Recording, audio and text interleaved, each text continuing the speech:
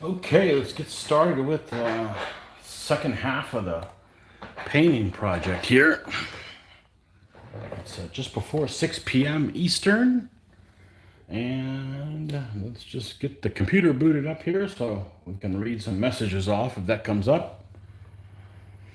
And we will go back to finishing the Russians.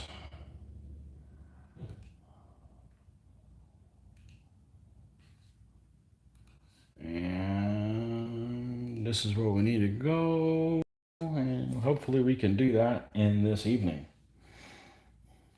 Come on.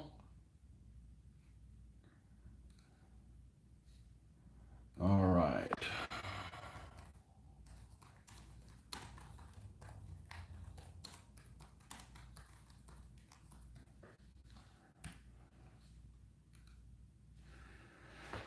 All right. Maximilian, I have arrived. I have arrived. Get up the road. That's a good name for like a. I don't know if that's your real name. You don't have to tell me if you don't want to, but that is a good name for like a villain. A really, uh, a really rich villain there, Maximilian. That's awesome. All right.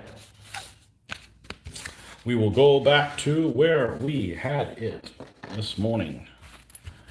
And why, thank you. There you go. You're not a villain if you just kill the right people, right? All right. We do not need the wet palette this evening. We do need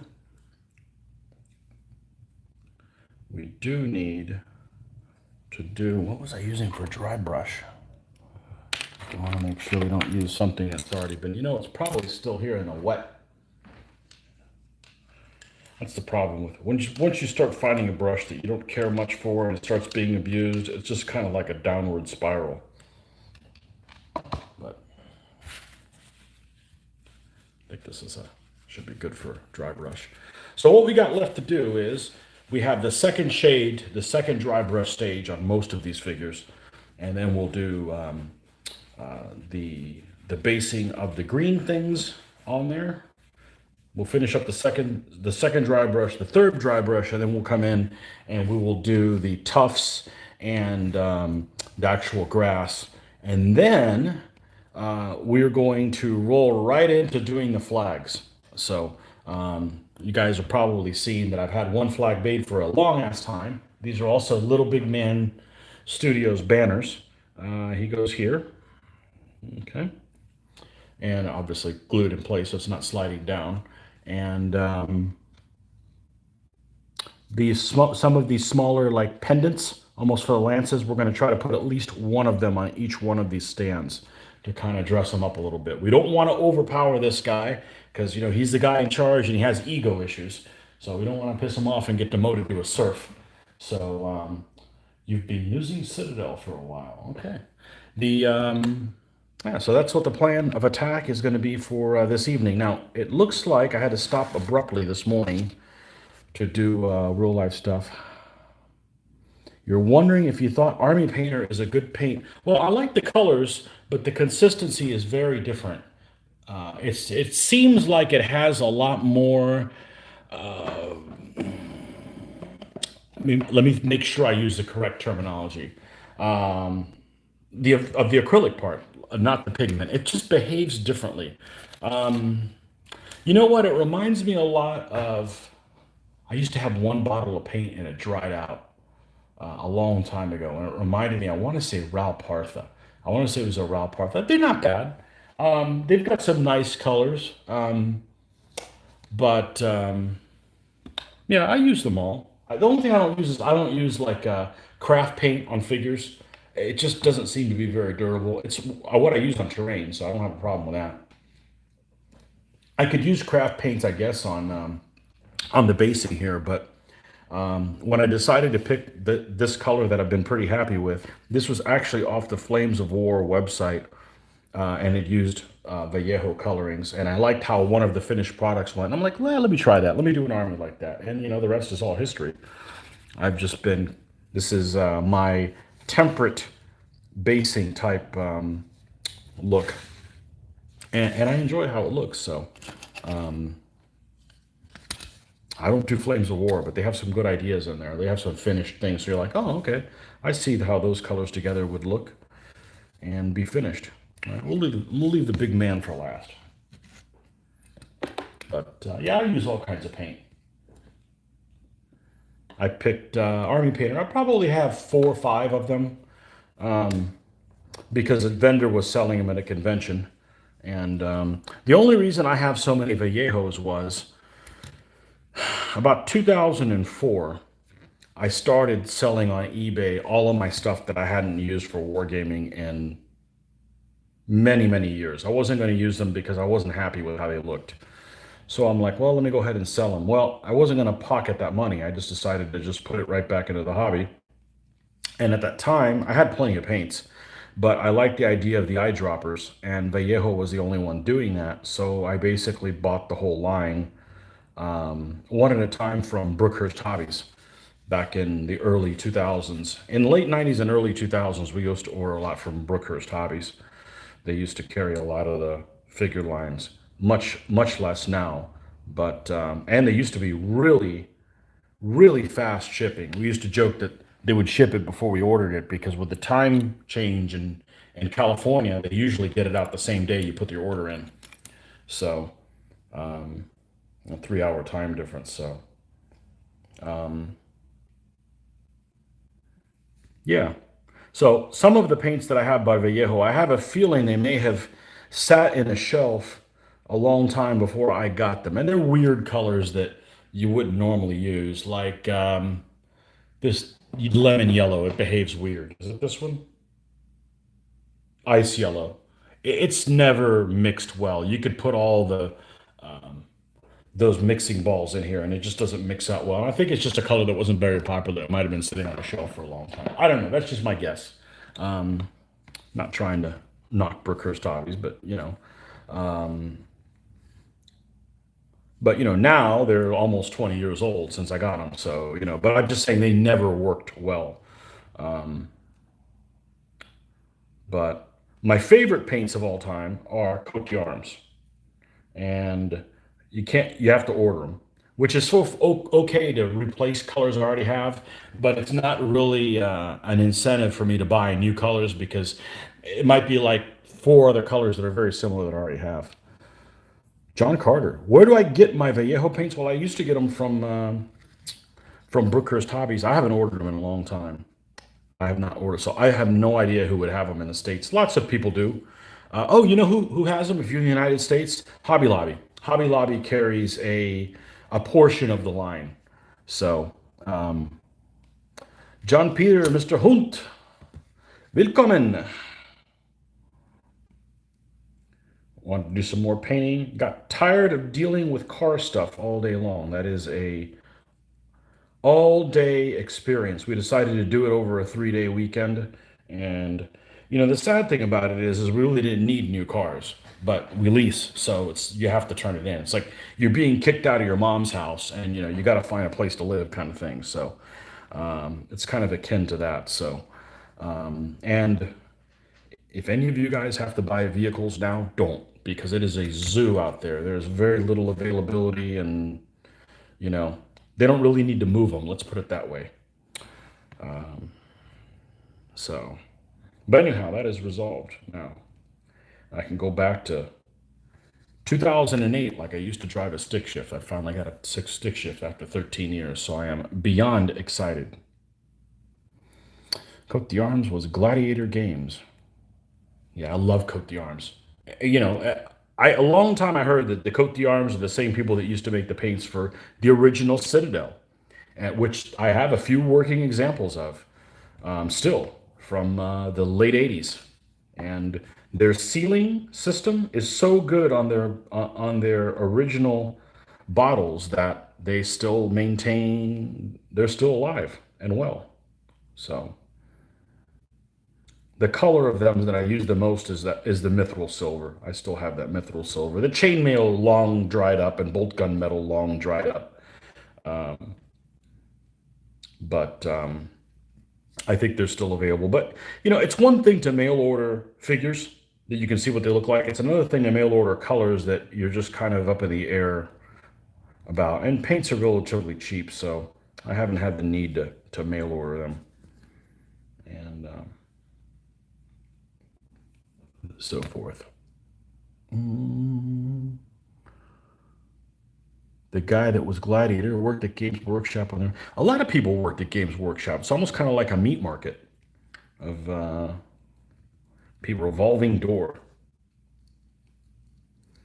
I like their paints. I didn't do any of their games. I just not into fantasy, and it took me a long time to stop calling them Citadel, because yeah, I'm from the late '80s. That's what they were called, Citadel, and they were in heroic scale. But I don't do fantasy. I don't have time for everything. So if I'm not going to do something, it's going to be fantasy.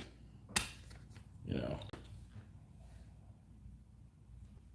But yeah, their stuff is great. Very good.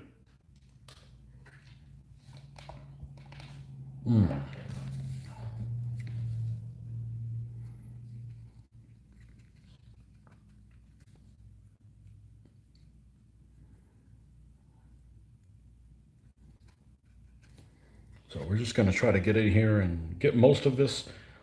If something gets boogered up or I miss a spot or something, it can be covered by flock.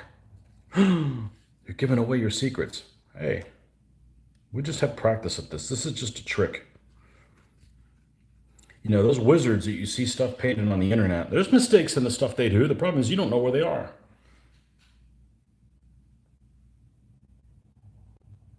The weird thing about me is that I got into wargaming because of history. It's not weird at all. That's how I got into it. It's a way to partake in history. I had an epiphany. I guess it's probably been a couple of years now, but when I rarely find anybody outside of the hobby to talk about the hobby. But when you mention to people that aren't in the hobby and they go, well, what do you do? I said, well, I do historical wargaming. I said, well, what do you mean? I said, well, I play a game that's based, I play games that are war games, but they're based on things that happen in history. And people's immediate reaction is like, well, that doesn't make any sense. You already know what's going to happen. And they don't realize that, no, they just, there's probabilities and you have to roll dice. It's not like you're playing the Battle of Waterloo and you're moving. It's like a moving diorama. No, it's nothing like that. People that aren't in the hobby, they don't understand that it involves dice and all that kind of stuff. And then if you tell them dice, they're like, oh, so it's like gambling. I said, no, no, you don't win anything. You just spend money. There's nothing to win. Uh, I mean, I guess you could win if you got enter into tournaments, but for the most part, this is therapy. This is just therapy for us. It's not a moneymaker. So. But that's the people that they don't understand that that it's a game where it doesn't always turn out the same way that things did in reality. If it did, we wouldn't be doing this, right? We'd be model builders, which is okay, but there's no incentive to I've done that, and that's like, okay, well, I want to paint these toys that I want to play games with. There's your incentive. So. Yeah, it's really hard to talk about this stuff to people that are on the street or people at work or people at my work will always say like I can't believe you've got the patience for that, knowing how I am at work. I'm like, yeah, well, you don't understand. This is therapy. So you've always enjoyed reenacting battles, like a 1-to-1 scale, like wearing wool and a shako.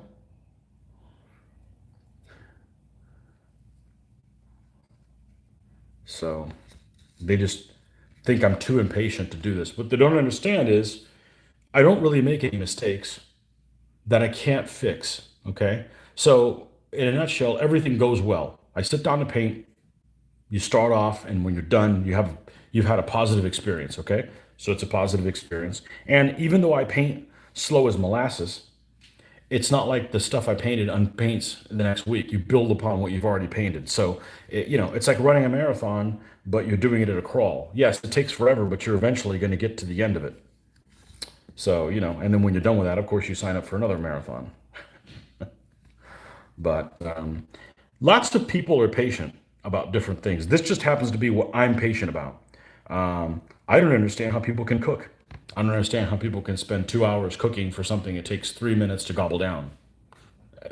Other people have patience for that and then wouldn't be able to paint, so, we're not all made the same, and that's good. So,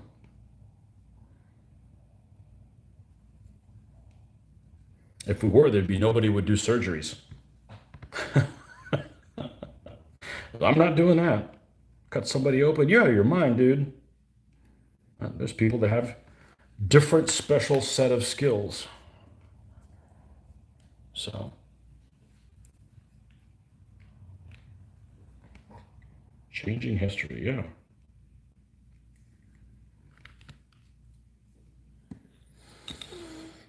Yes, yes, yes. But I'm predominantly a World War II gamer. I used to be. So my big gripe when I was doing things is, man, I wish this was in color. And now when you move to ancients and medieval, it's like, I wish we knew anything about these people. It's really amazing how much stuff has been lost or was never written down. When it comes to uniforms or maybe even battles, or a lot of it is on hearsay, and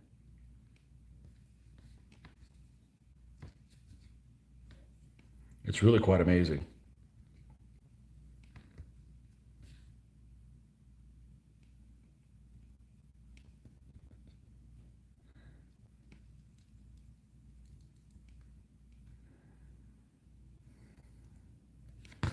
Okay. And last but not least, Captain Ego here. So yeah, these guys are supposed to be making their gaming debut on Monday evening. We're going to film some battles. That's the plan of these guys' fights. It will not be live. It will be. It should be out by the next day, Tuesday, and you guys can check that out. I do some match pairs with these guys, so you'll see some Teutonic Knights and some Poles and maybe some Mongols. Good stuff. I don't want to do it live because the quality of the video is going to be really crappy. You do anything live and you're limited on a mobile device, and you end up being limited to 720p. And that just isn't the best it could be. So,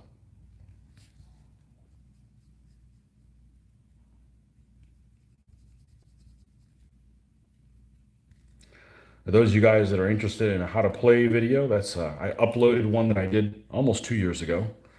Um, Maybe it was only about a year ago, where we were teaching a new player how to play that. Some of you guys may not need that, but it was on Facebook Live. I was doing that for a while because I had the ability to go on Facebook Live before I was able to go on YouTube Live. And has anybody ever war gamed the Crimean War? It's definitely one of the more unusual wars. I've seen people running at conventions. Um, I actually watched within the last year a video on the Crimean War. I didn't know anything about it. And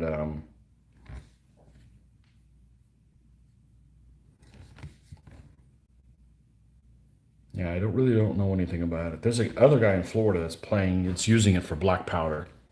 I've seen his pictures all the time. He's doing it in 28 millimeter with, I want to say Warlord figures makes figure for him. I could be wrong,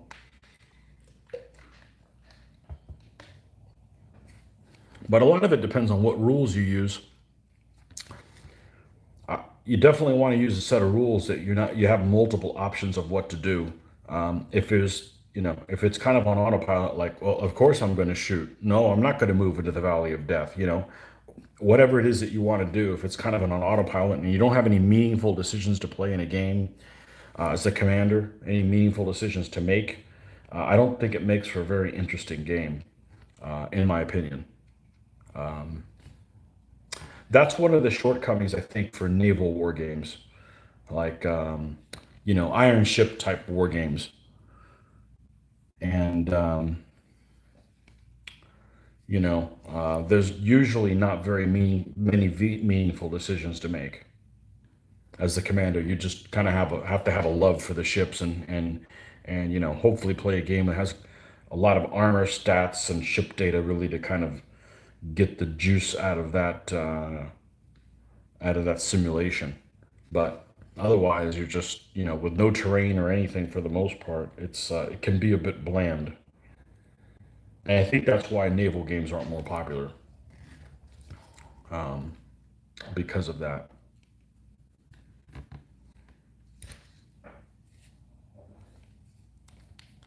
All right, let's put a little bit more here.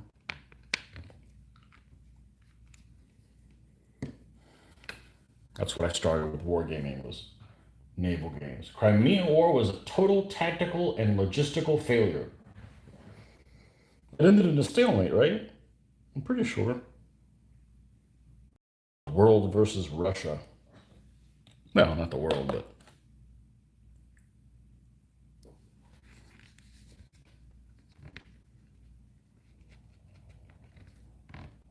it's not a very popular period. I'd say it's as popular as the Mexican American War, which is not a very popular period. War of 1812, also not very popular. I just saw his and her muscle cars. I don't know if they're both muscle cars, but yeah, they both have pretty good get up and go. About 0 to 60 in 6 seconds for both of them, so that's pretty good. When does your daughter get her license? She just got it she just passed her test on Friday, and next week she's going to go get her permanent license. So, no vehicle yet for her. She just turned 16, so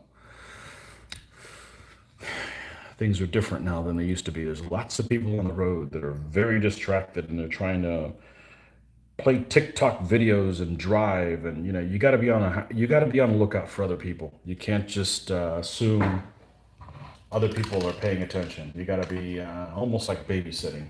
So, yeah, I got a big thrill driving a stick shift for the first time in 13 years. I really missed that. So,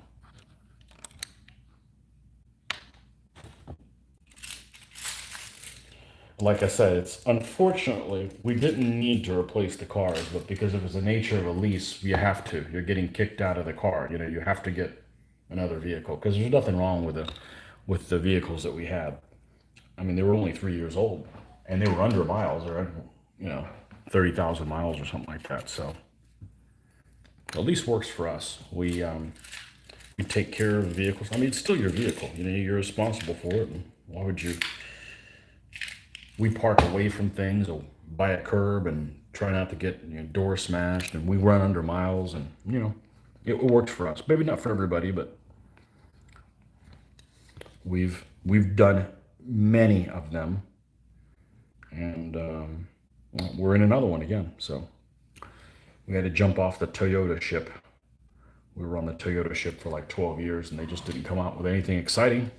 Before that, I was a big Nissan fan, and I got tired of their air conditioners just crapping out. The Toyotas will literally freeze you. The air conditioning works so well. So now we're on the Subaru ship. So we will see.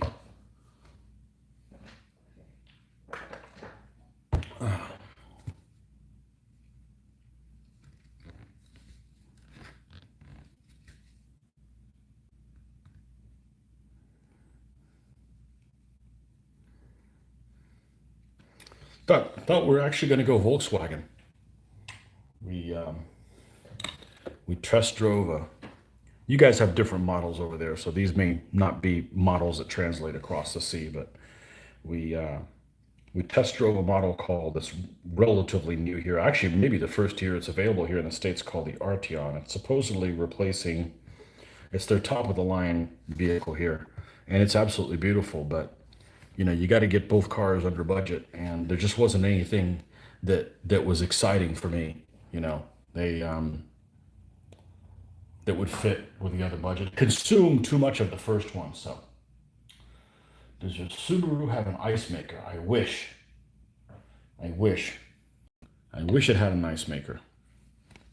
I'd put it to use. Maybe Subarus make ice makers as well. The entire car is made. Both cars are entirely made in Japan, including the tires. I've never seen that before. I'd always driven Japanese cars that were always made in the United States, the plant, but these are completely made in Japan. So I expect the quality control to be spot on. Like somebody's gonna like commit suicide if something goes wrong on it. Word will get back and you'll dishonor your family. And they got to jump off a cliff or something.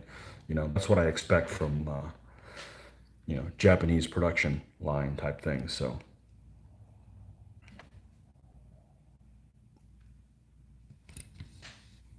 okay.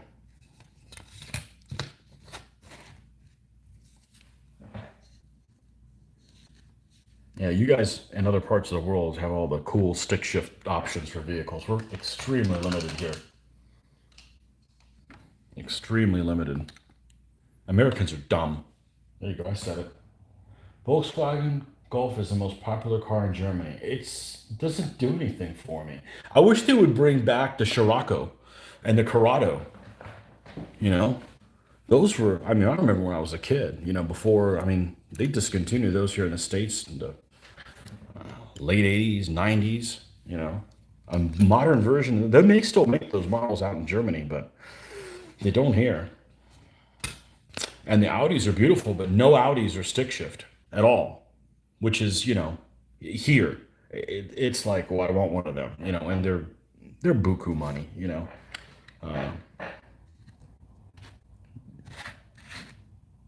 it's just at the end of the day, it's just a car. You don't want to be spending another mortgage on a car. It's just a car. You're gonna have to give it back. We'd rather not spend a fortune on them. So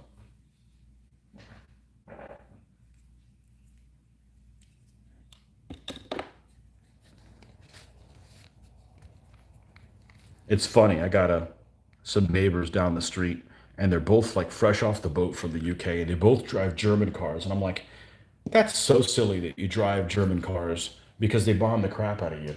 But then I think, well, wait a second. I always drive Japanese cars, and I'm American. I guess it's the same thing.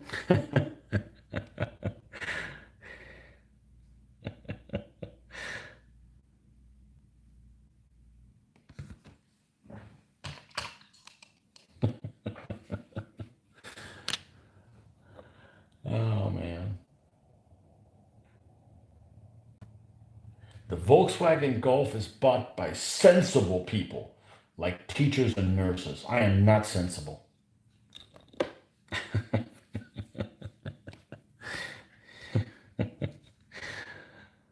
Oh man.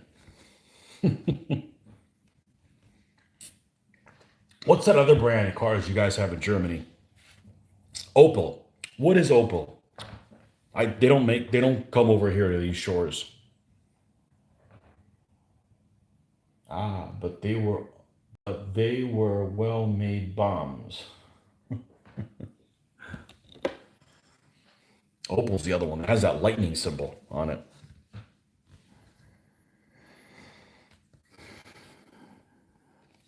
Yeah, I play lots of driving games too, so you find that about other vehicles. Hey, it's kind of fun.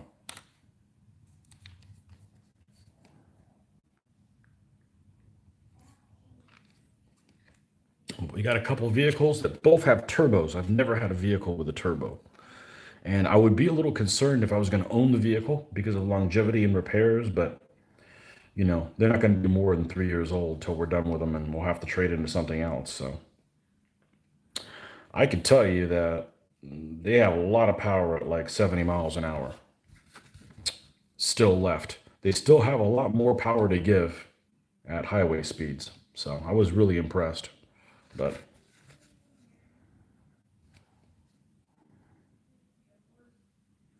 okay, I think we're done with that shade. So let's go ahead and get good old Iraqi sand. I don't know if that's the color of the sand in Iraq, but that's what the bottle says. So How could the advertising be wrong? Opel was bought out by the French. Used to be GM. What? That's weird. Opel has the lightning symbol. Were also sensible cars. You wouldn't like them.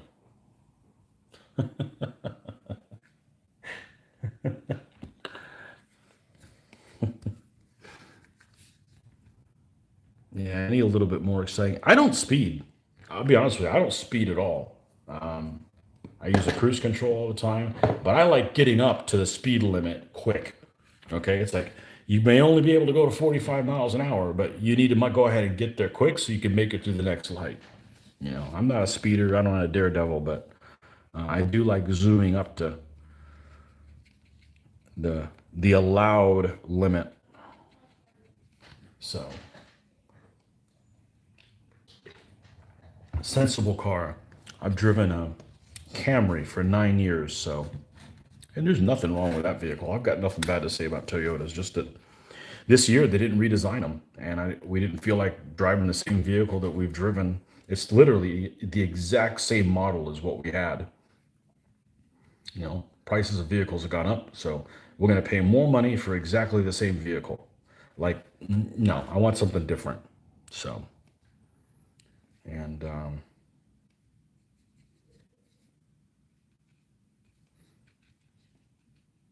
there you have it. That's the story.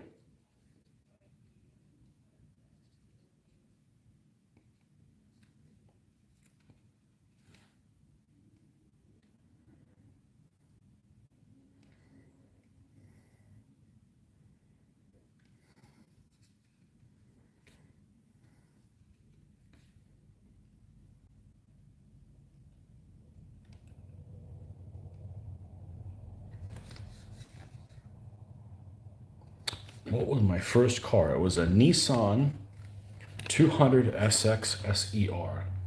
So basically a Sentra. It was a 1998 Sentra with stick shift, with a sporty Sentra with a sunroof and all that stuff. I bought it. I had no idea how to drive a stick shift. Why? Because our home didn't have any. So how am I supposed to learn? Always wanted to. Didn't have anything against it. So I remember buying the car. I have no idea how to drive it. The guy selling me the car teaches me how to drive stick shift on the fly, and loved it ever since. I had that car for 157,000 miles until I wrecked it by falling asleep at the wheel and slamming into a semi. I came out okay. The car not so much, but it's not like I wrecked it immediately. You know, falling asleep at the wheel is more dangerous than driving drunk. Not that I promote doing the other one either, but you know,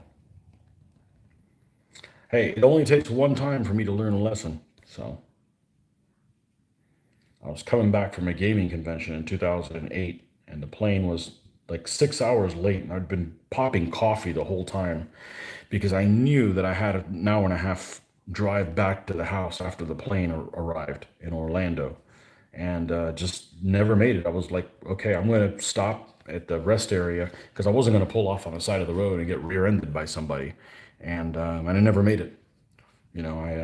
I woke up when the tail of the truck in front of me was very close, and I still slammed on the brakes, but I probably hit him, I don't know, going 35. I don't know, it might have been slower than that because I didn't get hurt. So, but I can't really fault it, man. It saved my life. So, you know, then I drove my first used car was an Xterra. It was like 7 years old. I bought it for not a whole lot of money. I spent about a grand fixing it up, and always had air conditioning issues with it. So I got to the point where the vehicles, when you have an old vehicle, you're like, well, do I want to spend this amount of money on fixing it for the air conditioning? So I basically just drove a car with no air conditioning. I used it to and from work for like probably 4 years, maybe 5 years, something like that. And it's hot in Florida. I mean, it is extremely hot. So, and it was a massive gas guzzler. I think I was getting like 16 miles to the gallon, which is unacceptable. There's some vehicles that I don't understand why they are so fuel inefficient. Still, you take a vehicle like a Pathfinder or a Toyota 4Runner, a vehicle that I like a lot. A Toyota 4Runner is a sharp looking vehicle, but they get 15, 17 miles to the gallon. Like, why? I mean, it's a Japanese vehicle. You should be getting better. It's not like the Japanese just started building trucks and they don't know how to do that. So I don't understand why that's the case, but that's an unacceptably bad amount of, and gas is super cheap here compared to in Europe. So, but still, I don't want to do that. So then at that point, we ended up trading out what we were driving for a pair of Camrys, and we were saving about $150 a month in gas. In other words, because of the gas savings, it was about $150 we could have applied to a car payment, and we've been leasing ever since. So my wife had been more interested in the SUV. I've always been a sedan. Coupes is what I really like, but they just don't make. They've discontinued this year. They've discontinued a lot of vehicles or decided not to add new ones. So it's really a zoo out there. So yours is a 1961 3-liter P5 Rover, the poor man's Rolls. Love the car, but it was shot with rust when I bought it in 1972. Canadian roads are well salted in the winter. There was a couple of guys that did a review on the WRX that I ended up getting in. And one guy well, they were both Canadian. Well, one guy had an English accent. It was really entertaining watching. They were doing some car reviews.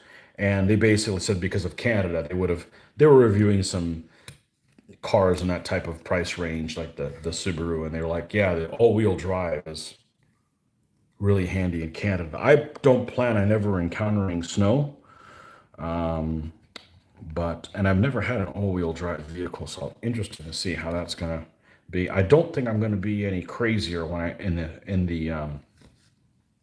the rain. You can't screw around with that stuff. But no snow here.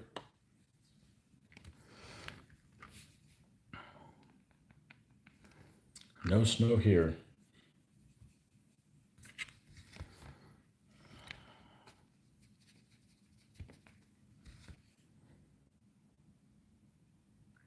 Yeah, there's a lot of cars that I would have been interested in getting had they still made them. Something like a Honda Prelude or a Celica or what was the other thing they made? The Nissan 240. Modern versions of those vehicles. Because I don't need a lot of tech stuff in a vehicle. I need cruise control, I need Bluetooth, and air conditioning, and that's about it. I don't want to. I definitely don't want a vehicle without cruise control, and obviously air conditioning, but and Bluetooth. I use the hell out of that every day. Everything else, I don't need lane assist and all this. Nah, that's nonsense. That's for people that want to multitask and stuff. I enjoy driving while I'm driving, so I don't need those uber modern conveniences. But yeah, they're just a lot of the U.S. market has gone to SUVs, and SUVs might be great, but they're not fun to drive. I mean, I don't think so.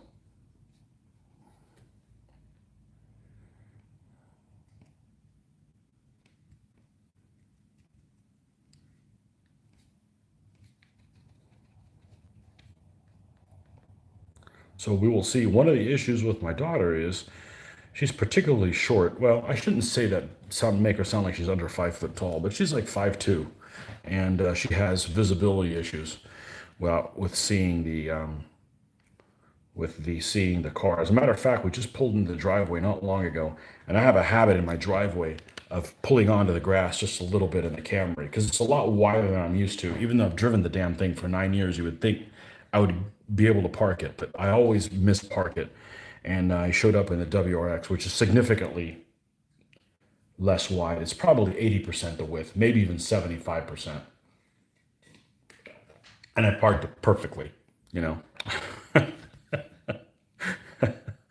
So It's a on the passenger side, it's hard to judge where the car ends, kind of thing, so that I don't run over the grass. So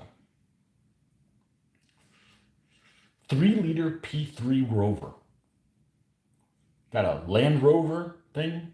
There's a couple of those old Jeep type vehicles that are really, really cool. Actually, there's a company, and not that they're affordable, but they remanufacture, I want to say, those Broncos that look, but they're not Broncos. There's a company called, I want to say it's International. Those those Jeep type things by International. I forget what the hell they're called, but they're awesome looking old vehicles. But they do like a modern version of them. Yeah, they're like $100,000 or something like that. But they're really cool looking. Those what do you call those things? Well, they just redid them this year.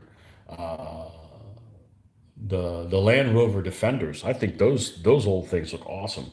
They look like a military type Jeep. Those are cool. But Jeeps are so expensive. I mean, you're paying $50,000 for a Jeep, and I'm like, okay, you're not going to get good gas mileage. Sure, they're fun to drive, but I'm never going to need it for its off-road capability. I just like that you're up in the air and you can keep an eye on everybody. You can like keep an eye on the guys in front of you on the highway, so when he stops, you can start planning ahead, not having all your having all your faith in the poor sob that's in front of you. And then if he waits till last minute to hit the brakes, you all of a sudden you're going to eat his bumper. I've rented Jeeps and they're fun, but I don't know if I want to drive one for 3 years. So, but they're extremely popular. They're extremely popular in Florida. You see them all the time, and they're extremely expensive. I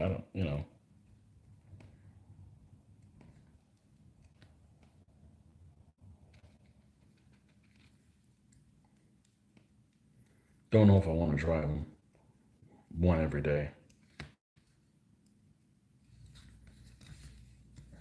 I don't need that off-road capability. I mean, it looks cool, you know, but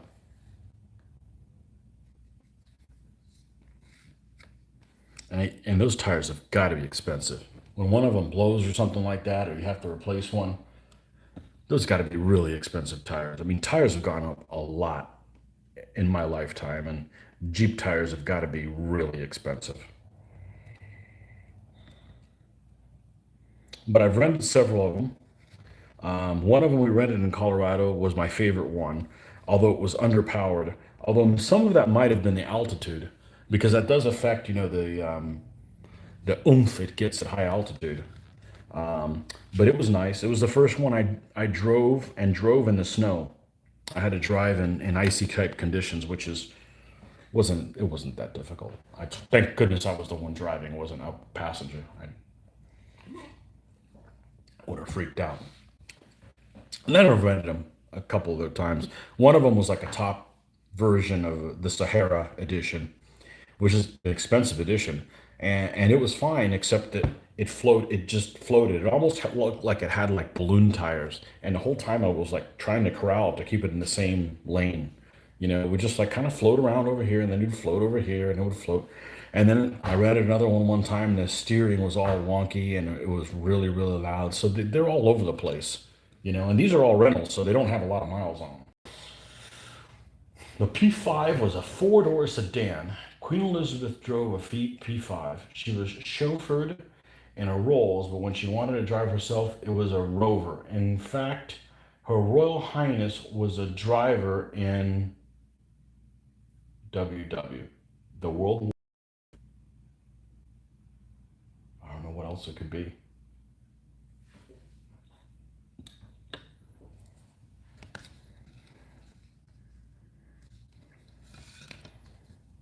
The Queen. I didn't vote for you. Uh, I got news for you. My people haven't cared who the Queen of England was since 1588.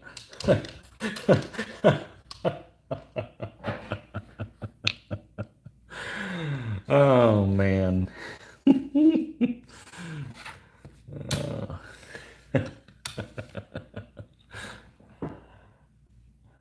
World War II. Okay. The second one, the big one.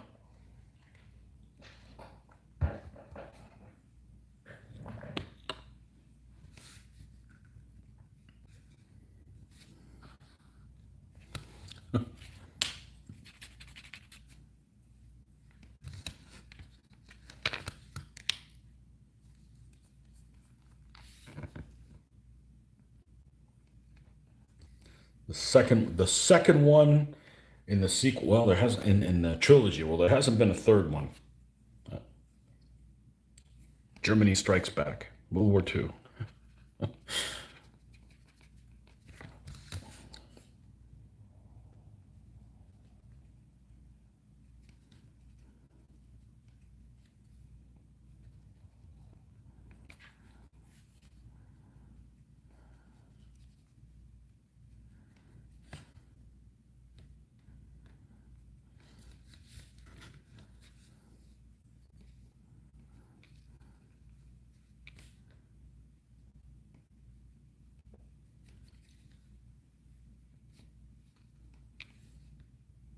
Oh, too bright there. It's all right. We can fix that up with just putting some stuff on it. Well, I can go repaint it too if I want to, but I don't think we're going to need to come to that. Jump to that extreme. Funny, she speaks to you of glowing terms. Nah, she don't know me. I don't know any famous people. Thank goodness. They got all kinds of issues. I don't know anybody famous. Most famous, I think it was something circulating the internet. Who's the most famous person you ever met in person? For me, it'd be Phil Barker. I don't know any famous people. Never met any. I got within 20 feet of W one time, but that's it. You know, I'm not much of a groupie anyway, so it's not like I would go out there and like, oh man, you didn't go backstage with something. No, no, it's just not really me.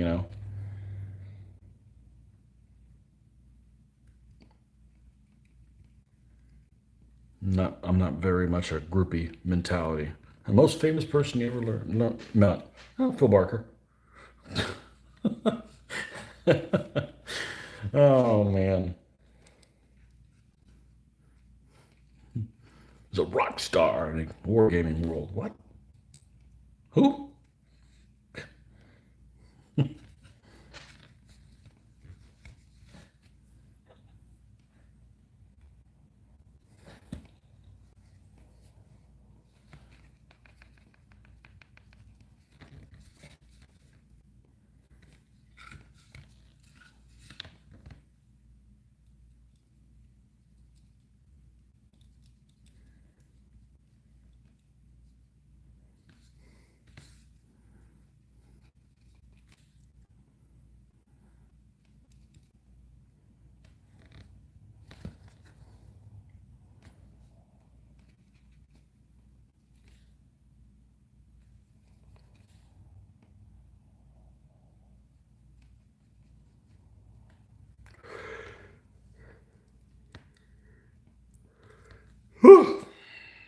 Oh, is it time for? Is it coffee 30 now?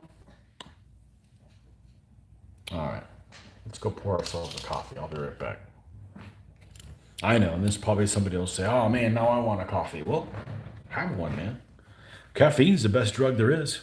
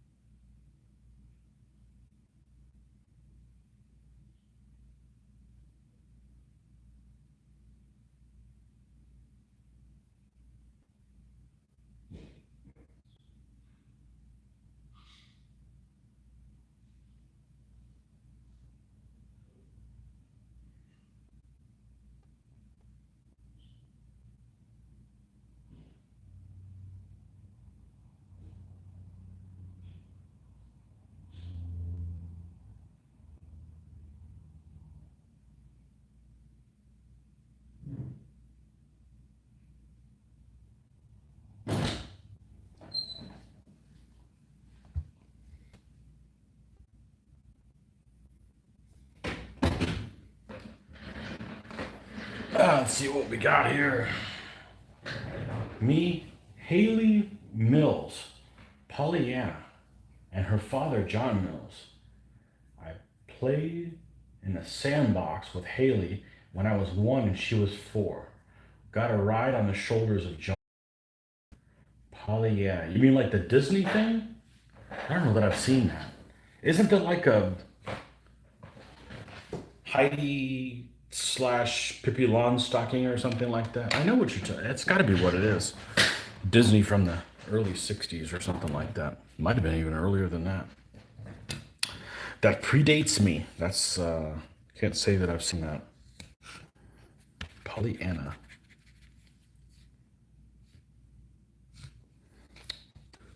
When you were when? When you were 1?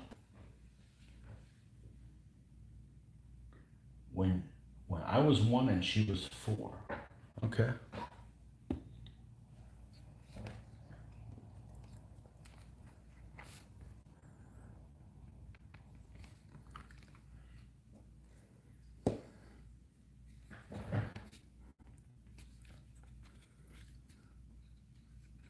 Or so you were told. That's who you played with the one. I could remember.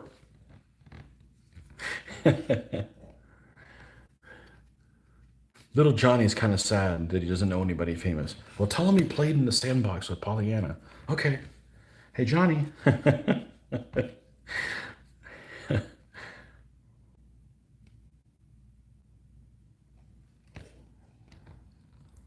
I think that some of my earliest memories are when I was maybe 4 or 5.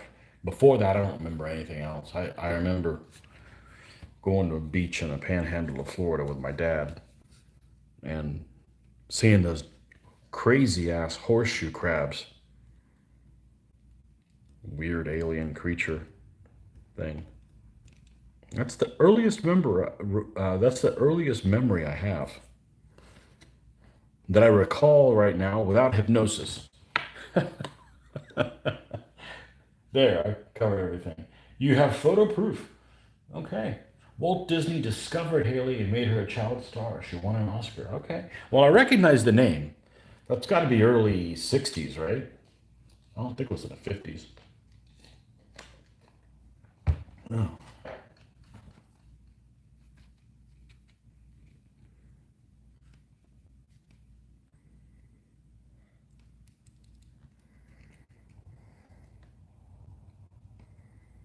Oh, Walt Disney.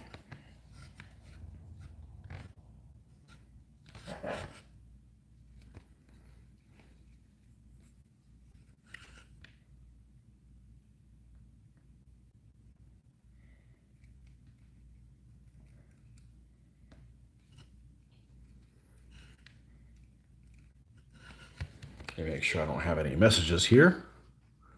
Oh, I do. Just bear with me.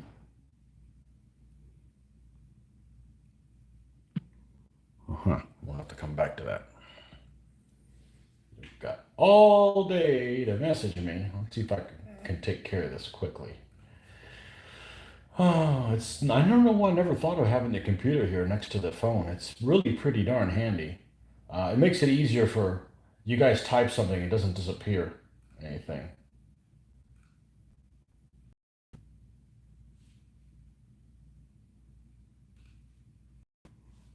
Okay. I uploaded a video. I mentioned this morning that I got a notification yesterday, I think on Friday, that YouTube, Facebook live videos were going to be expiring soon. And since I had done some videos on Facebook Live, because I did not have the subscriber count to do them on the YouTube platform until you reach 1,000. Then there's a couple of videos that we did, maybe a dozen, maybe a little more than a dozen that I did on Facebook Live. And one of them was a video where we were teaching the DBA to someone who was not a new war gamer, but they were new to DBA. And I downloaded that from the Facebook site and uploaded it to this channel here. And a lot of people, even on Facebook, had not seen it before. So I guess it got some exposure for some people that had not seen it yet. But I posted about a year ago and put the way back then. I shared that we had done that kind of video because a lot of people are interested in how to play DBA video. I don't know why. I think the rules are understandable by like an 8-year-old or something. Phil Barker says, yeah, right. But anyhow, so I shared that one. I uploaded that yesterday, and I guess a lot of people have seen it. So I guess they weren't aware that it was out there. So make sure if you're interested in DBA type content, you subscribe to my channel so that you can be notified whenever I put a new video up.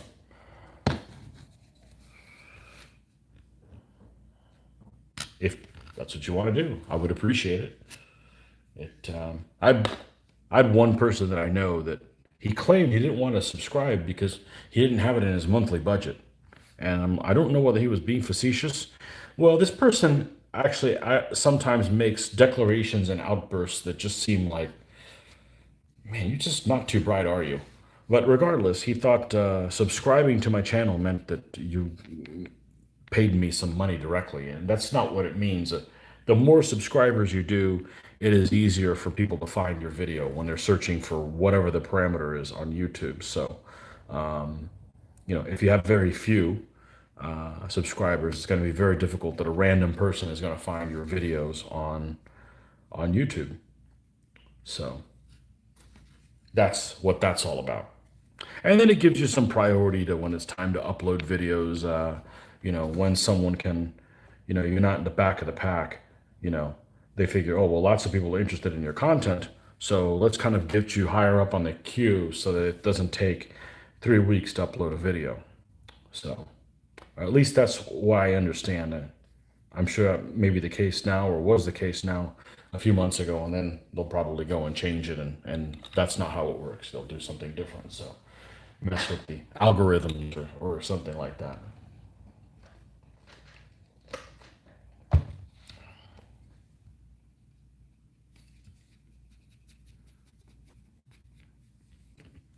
So what is the worst vehicle you guys have ever had? Assuming you have had more than one vehicle. What's the worst vehicle? Or I'll even open up the what's the worst vehicle in your household? Meaning you even grew up with. What is the worst vehicle, just piece of crap or reliability or both, or that you grew up with or had yourself?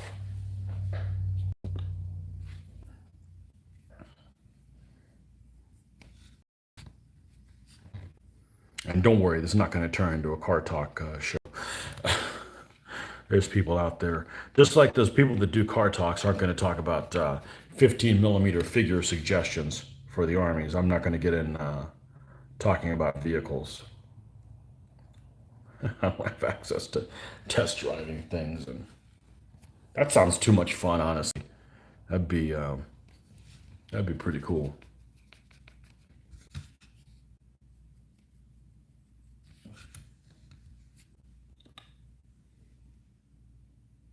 That Rover, is that because it was English?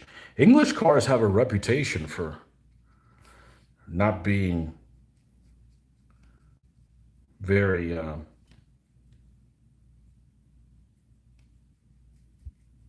durable, or repairs and stuff. Like I've heard people say that if you buy a Jaguar, you need to buy two and use one for spare parts. I don't know. I'm not necessarily in the market for that type of a vehicle. That's uh, that's outside the range of money I can justify paying for a vehicle that's going to wear out, especially one that supposedly is unreliable. I did see an interesting article maybe a couple of months ago that I think the name of the article is "The Myth of German Car Durability" or something like that. And basically, it's kind of figuring out whether German cars are rightly or wrongly supposedly are reliable. And after reading the article, what at least what this author came to the realization is that Yes, German cars are very reliable, but there's no give on them. In other words, when you need to do a 30,000 mile service, you need to do it at 30,000 miles, not let it go to 35 because other things start happening. So they're very precisely engineered vehicles that need, they need to, things need to be done when they need to be done, not put it off another, 34,000 miles. So they have a reputation for rusting. But I had an English girlfriend at the time and she approved, and that made it all worthwhile. Oh, okay. I'm not going to go out with you unless you have a British vehicle.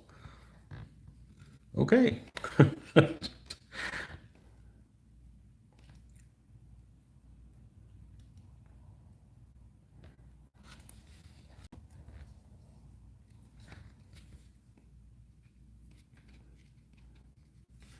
Reputation for rusting. I can't say I've ever had a vehicle that had any discernible rust on it. Even the old one, even the old Xterra, I don't think it ever rusted. But I never don't live in a place that has, snow or salt sprayed on the streets or anything like that. So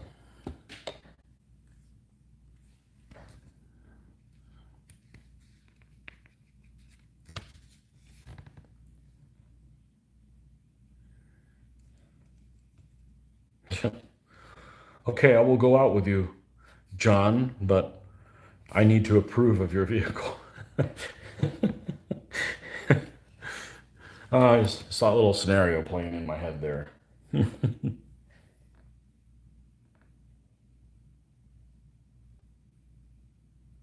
My wife, not the English girlfriend, gave my rover away for parts for free.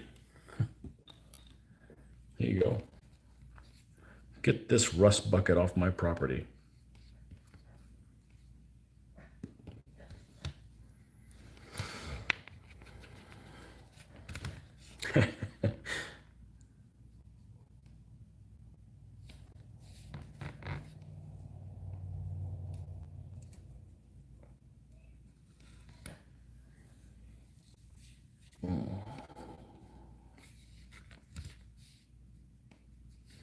So what we're going to do is we're going to go ahead and do this dry brushing.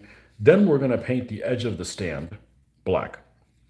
Then while that's drying, because you do not want to do the tufting while that's still wet, or you got a mess on your hands, or you could have a mess on your hands. Then we'll go look at these Russian vehicles. I mean, not Russian vehicles. We got some Russian buildings that we need to take a look at because I can see using some of them for like a camp or something like that. And I'm pretty sure I know where they're at. They're like in a plastic bag. So we'll see what we got there. They're in 6 millimeter scale. I believe they're like JR miniature stuff from the Eastern Front, but technology in some places in Russia goes really, really slow. So, wooden building with straw roof. That's pretty much goes for many, many periods of time. So, all right, last one.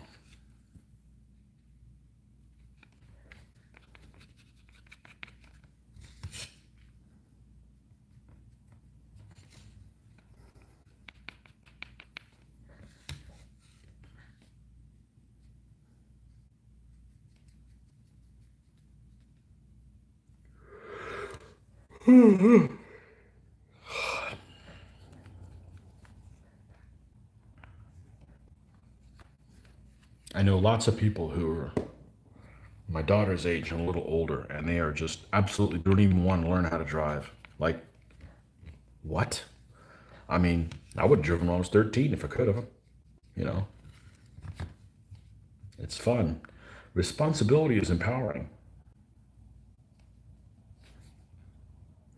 I know one person that claims that they don't want to drive because they might kill somebody. Like, what? Says,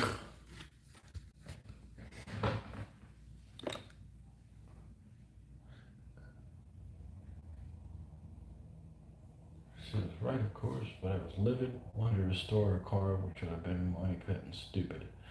On to other things. Almost have my Normans done. Just need to add some, and I can field both East and West Normans. There you go. Eastern Franks and Western Franks.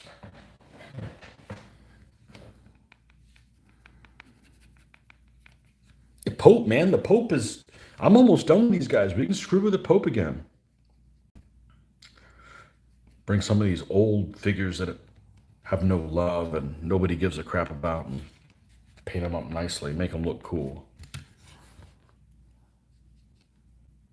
The Franks, we said the Eastern Franks, that reminded me of Joe. Joe has that army, and yeah, the Pope fights him. Papal Italian, book 377, I think. Yeah. Bring out the Pope jokes.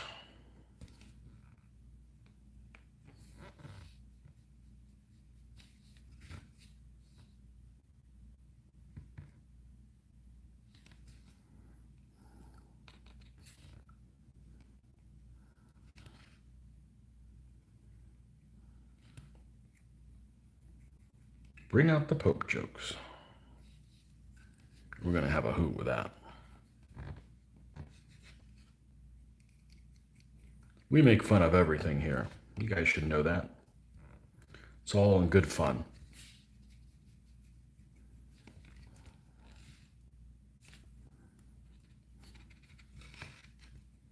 Almost everything. There, I'm covered now. Hey, you haven't done any jokes about Nat, we're not going to go there. You know, whatever it is. So, but we do like to have a good time. And okay, I think we're done with these guys. As far as that goes, we're going to go ahead and paint the edge of these stands black. We're going to use a really cheap black paint, which I'm sure I forgot to put upside down again, didn't I?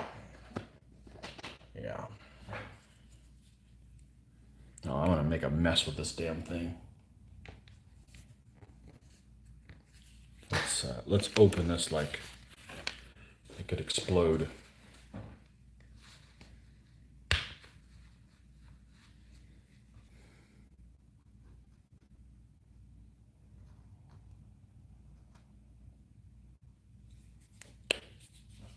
Now we'll hold it upside down. All right, we're going to use this candidate right here. We'll do this one first. This is about right size brush for this.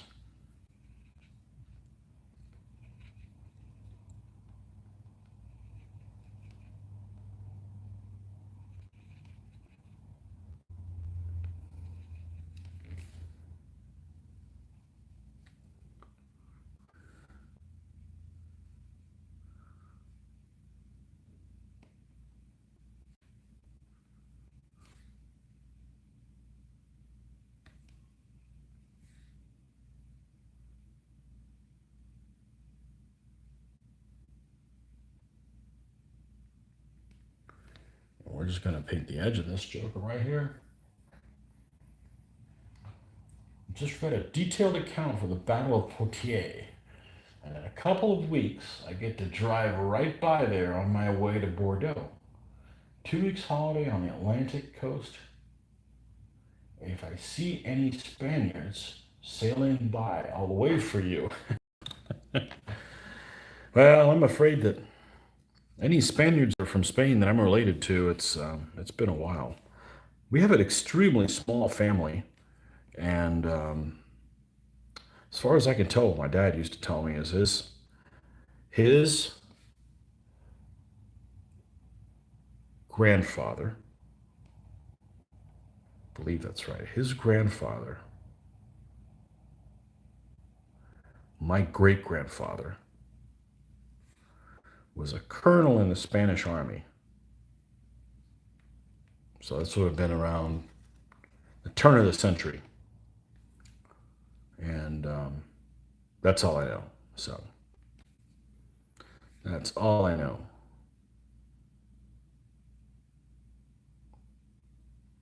But sailing, man, I've had the opportunity only like a couple times to go sailing. I freaking love that, man. I don't know what I'm doing, but that's in my blood.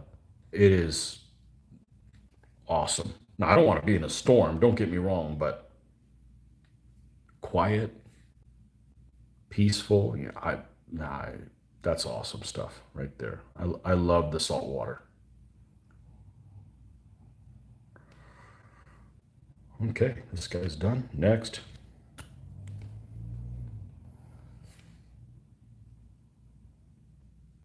I love the salt water.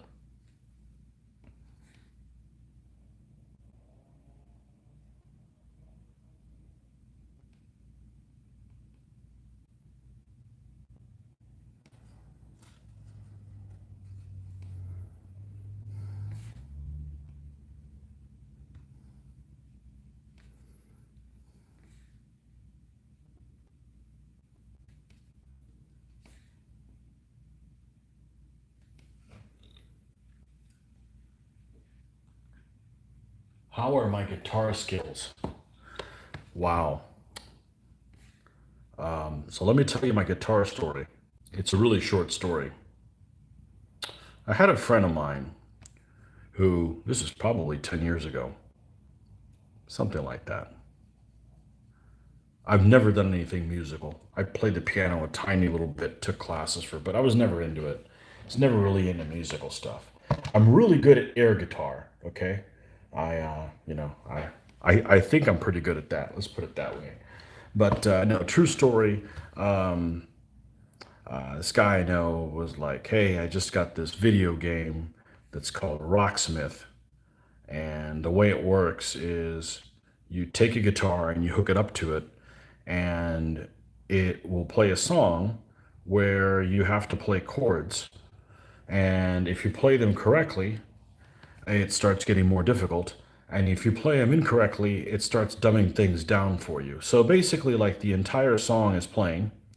The first song I remember doing was by the Rolling Stones, Satisfaction. Okay, so it doesn't have all of the chords or the notes that you have to play, just very few one. Like maybe you have to play one like one every 5 seconds or 7 seconds or 10. And if you hit the first one right, it gives you more. Like you could see it scaling up in difficulty to eventually, like if you knew how to play, you would basically be playing everything. So it's one of those things. No, I can't do that. And I am extremely right hand dominant, but that actually was not the problem. The problem is, and it gave me a real appreciation for people that can play the guitar, is to not look at the guitar and go in and pluck one of the strings, but not touch the other ones in the process. Also, and that's not even counting what you're doing with your left hand. It gave me real appreciation for what these people do. It's like playing a game in that operation, going in there and not hitting anything else, and then coming back and doing it. I'm not programmed for that. That's just not me. I am not musical. Just as I'm floored how some people can't draw at all. I'm like, how can you not draw? It's so easy. Well, I I have certain skills, and some people might be really good at music, and I'm not good at music. It just depends. But no, I do not play. I do not play. I do not play guitar. I do like to listen to Spanish guitar, but no, I am not musical in any way at all. So I'm a painter. Can't you see? I'm a painter, and I used to draw a lot. I don't draw anymore. So, but my daughter has those drawing skills and painting skills as well. So she enjoys that. It's difficult when you're not born with when it makes it more difficult to do it. It's sometimes it's just too much of an open uphill battle. So you end up focusing on stuff that maybe you do have you're better at. Oh, my daughter's sending me a message.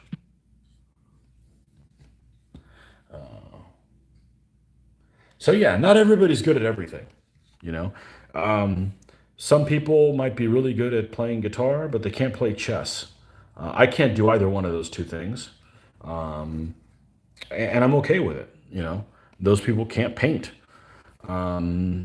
Other people can paint and can't draw. Some people can draw and they can't, we're not all born the same, and that's okay. You can specialize, you know.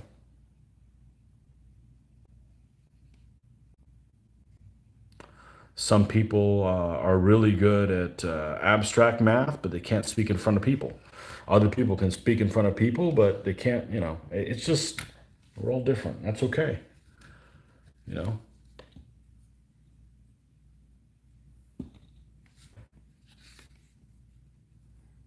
How are my guitar playing skills? Nope, non existent. I am not.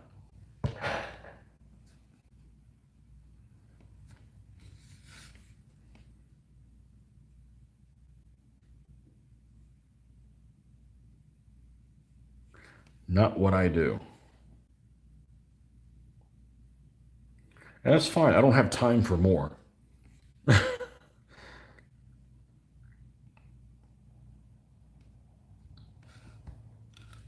don't have time for more.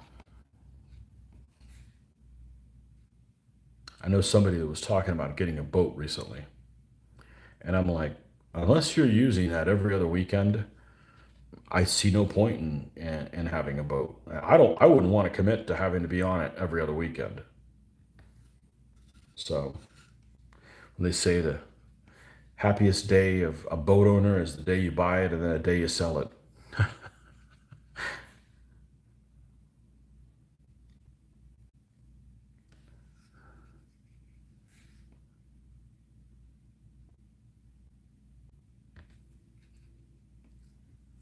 But there's not time to do everything. I mean, unless you're retired, and then there still isn't time to do everything. It's just a little better.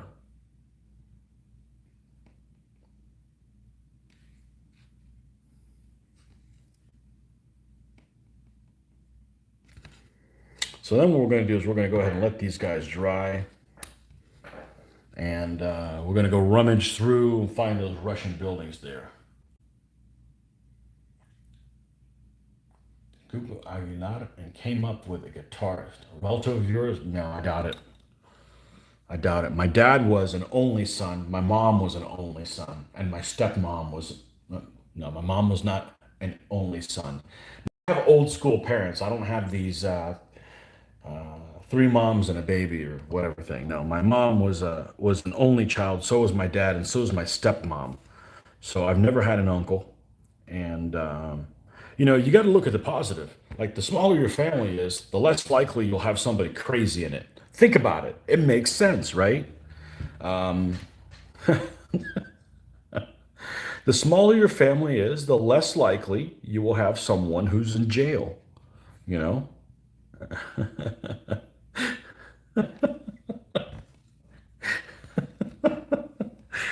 you got to look at the positive, folks.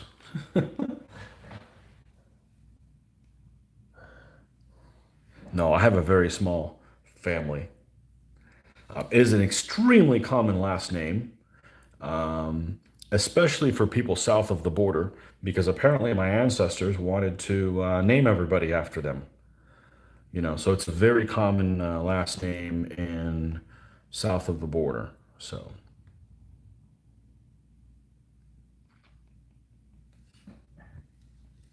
across the Rio Grande, I should say. But that I know of, we're not related to those that have that surname. If you like Spanish guitar, there is a gentleman by the name that I can recommend.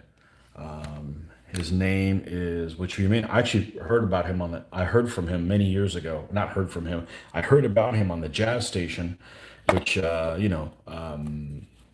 would it have been? 20 years ago or whatever. His name is Luis Villegas, and he's from California, I think in the LA area, and he's excellent.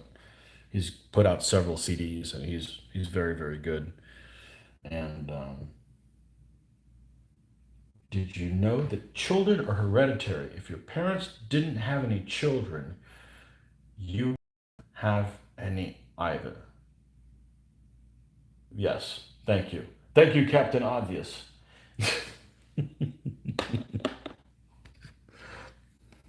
Howdy, citizen. Captain Obvious is here.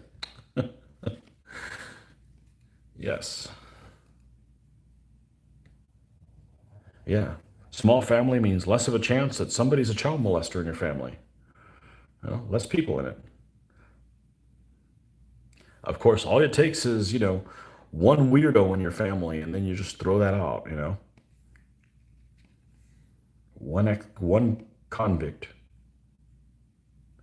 Throws that all out the window. But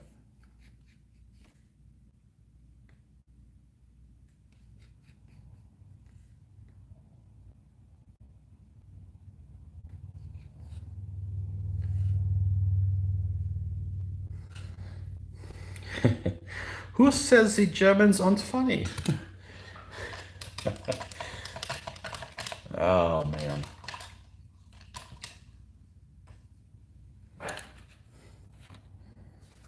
All right.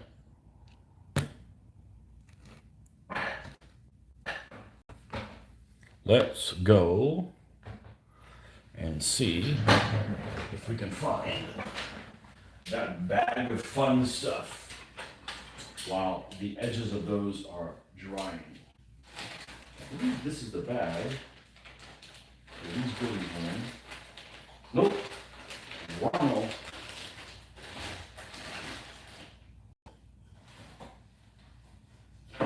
That's not it either.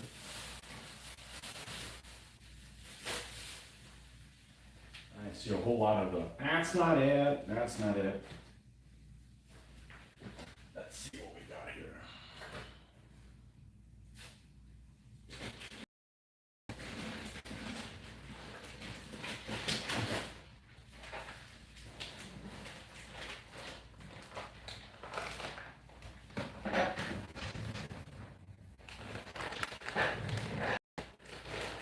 I'm gonna have to leave, my people, okay?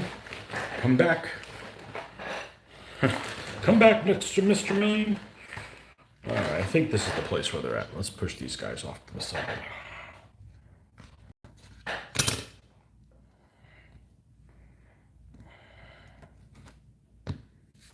Okay.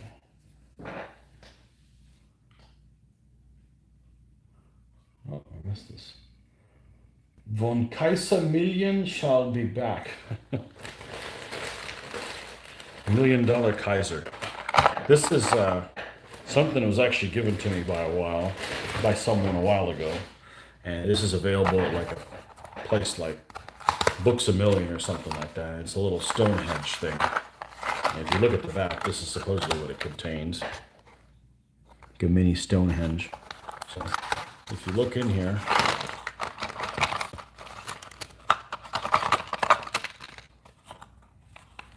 I don't believe this is the complete set. He said you could use this for a camp or something, but this is just, looks like it's resin or plastic or something like that.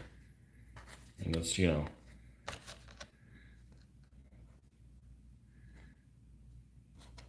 guess you could have just, I wouldn't do it for Stonehenge, and I guess it tells you where all the different pieces go, but yeah, if I ever built a Celtic or that type of a army, that would make a good camp. I had that in there. This thing's relatively inexpensive. Might go for $7 or $8 or something like that. But I've had that for a while. Celtic armies. Do I have any Celtic armies that I would build? Well, I do have some Gauls, but everybody's got Gauls. Galatians could be fun because they like fought naked.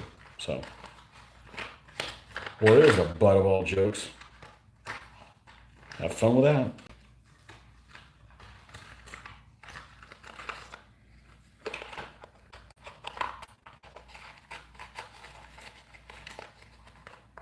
I love it when you put things in and you can't fit it right back in. Well, I'm not struggling with that. Let's see what else we got in this bag. Oh, some Chinese buildings I picked up at the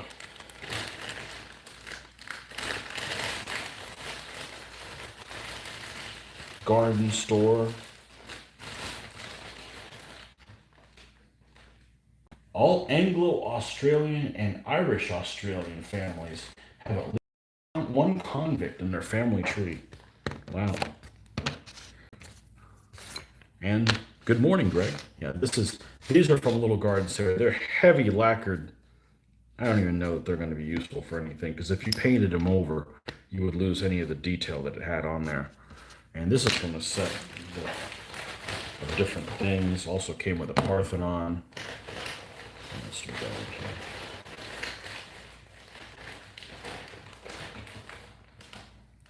Leaning Tower of Pisa. That might go with that Italian Condado army. All right, what do we got here? These are some German style houses.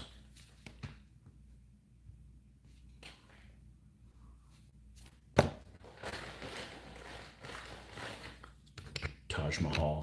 Of course, this is outside the scope of DBA, but you know, came with a set of all kinds of different monuments like that. Here's another type of. This might actually be from Anglo-Saxon set or something like that. I think my Russian buildings are in here. We'll find out.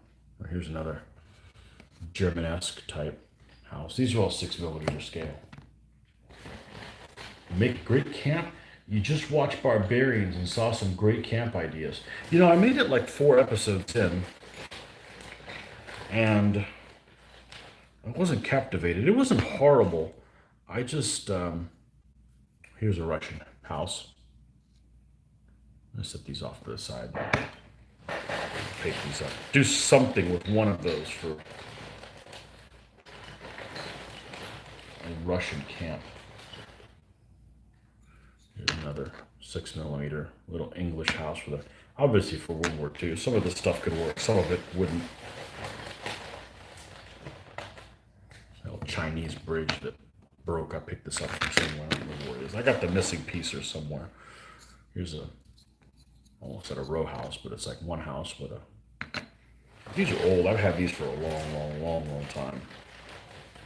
And done nothing with them. Okay, here's my Russian buildings right here. Here's another Russian building. And here's another one. I think I could use that for medieval. Wouldn't be too out of place. Oh, a Mayan temple. That'd be good for my conquistador camp. Here's some row buildings. That really wouldn't be appropriate for anything during this time period. Maybe I only have 3 Russian buildings. I thought I had more than that. Here's a 20th century type thing. Here's the part of the missing bridge with the dog dragon type statue on the end.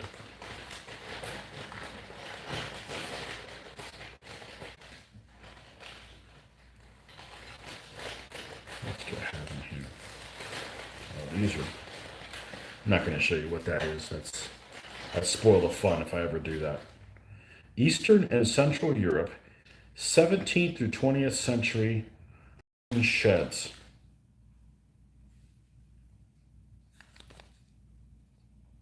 Little shed buildings. We'll move that off to the side too. Maybe we can use those for Eastern European stuff.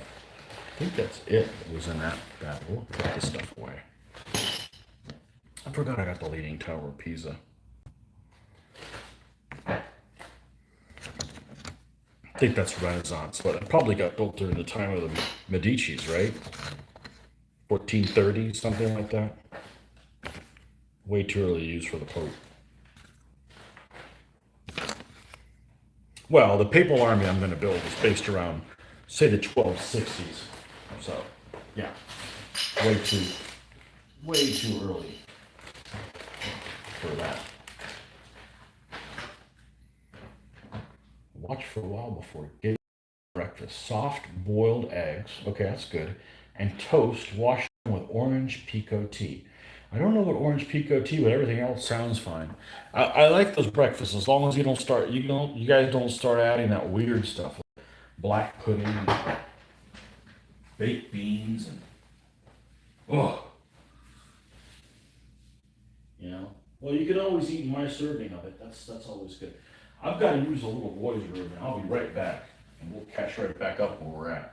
That's all the Russian buildings looks like. I only have a handful. That's not too bad. I could probably do that. Make a small village out of them.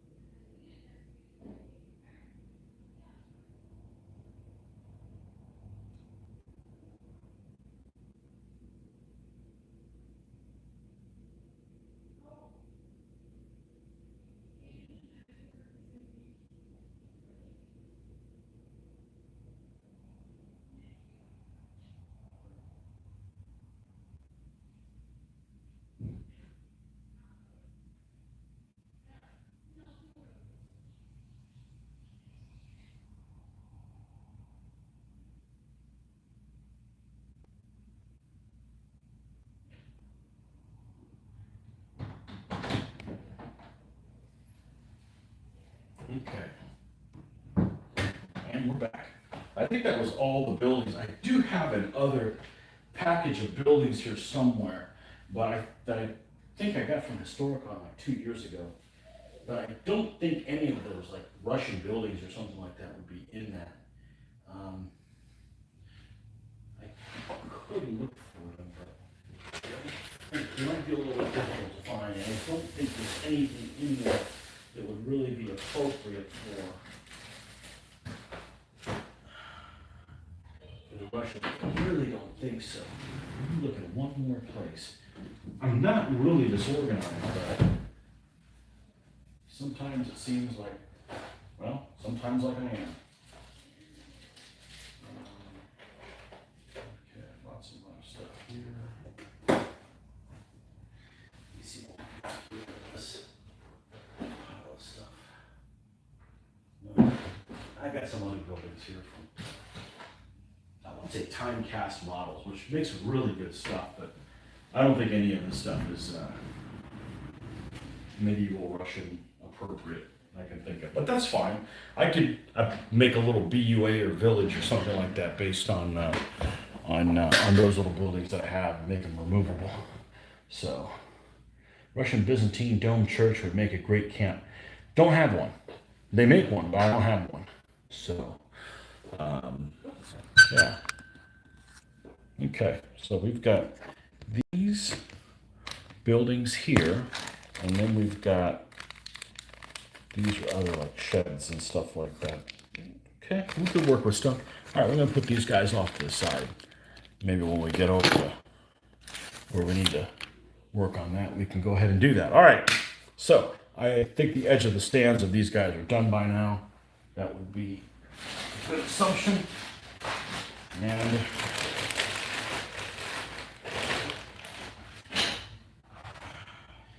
what time is it?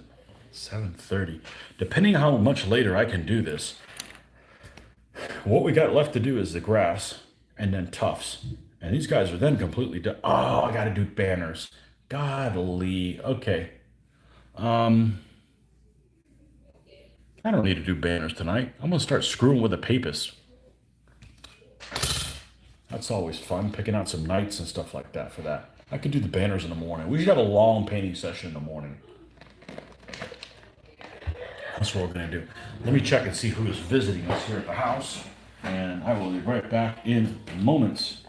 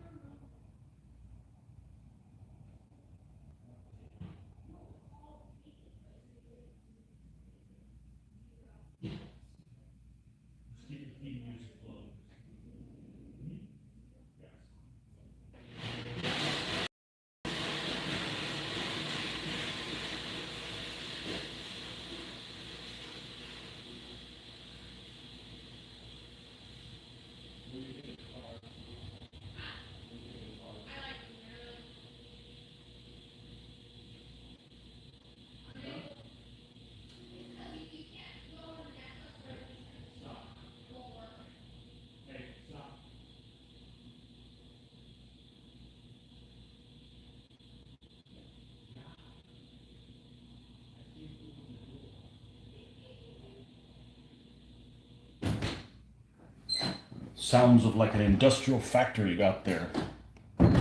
Okay, I don't think they have a permit for that.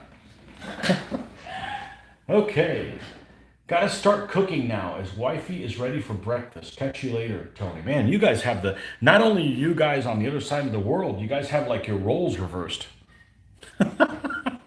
Hey, you do whatever works for you. All I know is if my wife relied on me to cook, she'd go hungry. Not my skills, for sure. Okay. Not in my skill set. All right, I need to find the little box that I like to sprinkle this stuff on so that I can reclaim some of this material. And I think I found it, but I'm not going to use it. I'm going to use something different because it's populated with troops. So we're not going to use that little box. And I think I can pull this out and use this one.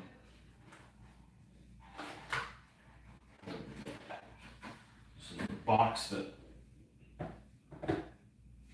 Mr. Frampton sent me the figures.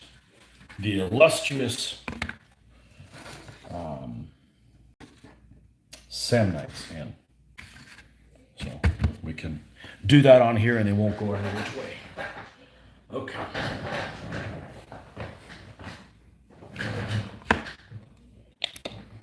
All right, so we need to get our friend, Mr. Omer's glue out. Or PVA, as you guys across the pond like to call it. Sounds like something fancy, even though it's just white glue.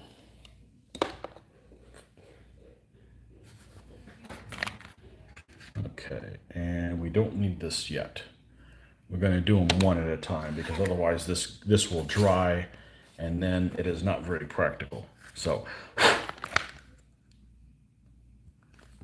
oh shit, this is the lid to this thing? All right. Had a retard moment here.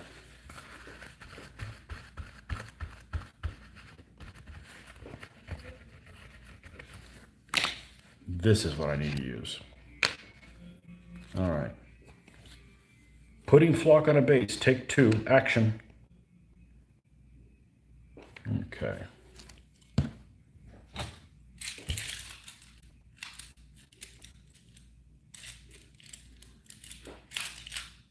This brush here. And got our little thing. This guy's going to be the first candidate.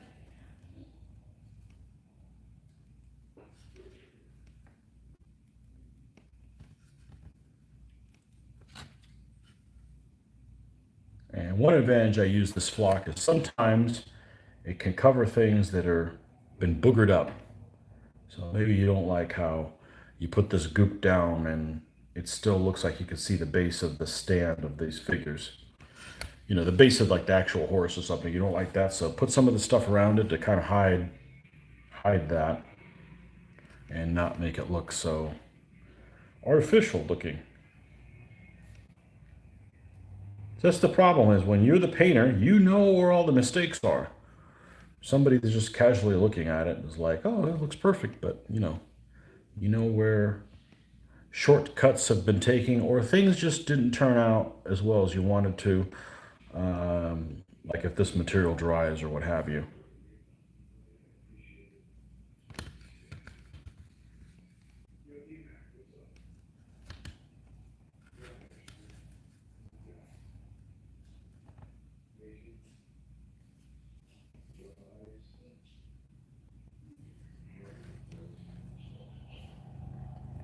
So yeah, if we do anything, we're not going to mess with the banners tonight. We'll leave them for tomorrow morning. I want to pull out some of those papist troops, because now it's like I definitely am going to have enough time to finish this by Monday evening.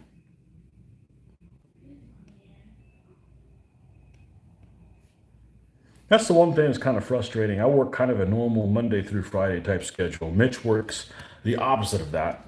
So, like for instance, I've got a whole weekend where I could basically game pretty much any time. and he's not available until the last evening of the last day. When if I stay up late, I'm screwed and I'm tired for going to work. But I guess I shouldn't complain because I got somebody to play with every week. But it's like I have all weekend to play, and I can't do that. But oh well. I need this time to paint anyways. You know. Speaking of your daughter's 5'2", my wife is 5'4" and shrinking. Well, that happens to all of us, doesn't it? You're super tall though. I think you're like a 6 footer or something like that. Hey, I'm 5'11", which is pretty darn well. Used to be, the shrinking part. My dad was like 5'4", so I think I turned out pretty good. I the odds there. So if I go anywhere and I feel short, there's a lot of tall people around. I never feel short. I just kind of feel the size people are supposed to be. Um, you went to Barcelona 5 years ago, and she was quite pleased to not be the shortest person there. She could see the horizon. Yeah, yeah. Isn't Holland supposedly where the tallest people are? The average? Yeah, I don't feel short when I go places ever. And if I do, that means there's a ton of tall people. Where did I go recently that there was a ton of tall people? I think when I went up to Colorado and there was a lot of people from Europe skiing. This was before the pandemic, and I'm like, man, I feel short. There's a ton of Norwegians there. It's like, actually, what is that? The average in the United States, I think, is like 5'9" for male. I think that's what it is. So hey, I beat the law of averages. So I think I did pretty good. I love the tall people. Like you'll find somebody that's taller than me. Okay, like say somebody who's like 6'1", and I'll tell them it's like I'm actually taller than you, and like they can't figure out what it is. I said, well, how tall is your dad? And they'll say, well, my dad's like 6 foot. I say, yeah, well, my dad was 5'4", so I beat my own dad by 8 inches, or something like that. So I'm actually taller than you.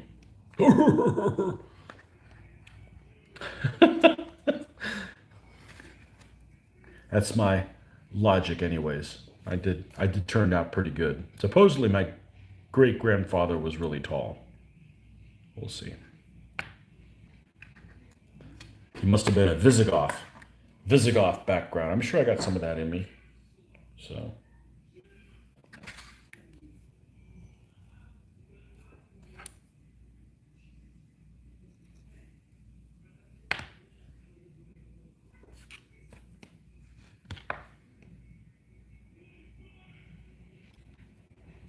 although I really like the cold weather. I mean, I really like the cold weather. I don't like the dryness that the cold weather brings, but I really like the cold weather. I don't like gray skies though. So, like cold weather in Florida, like our skies are just gorgeous in the wintertime. And there's no bugs.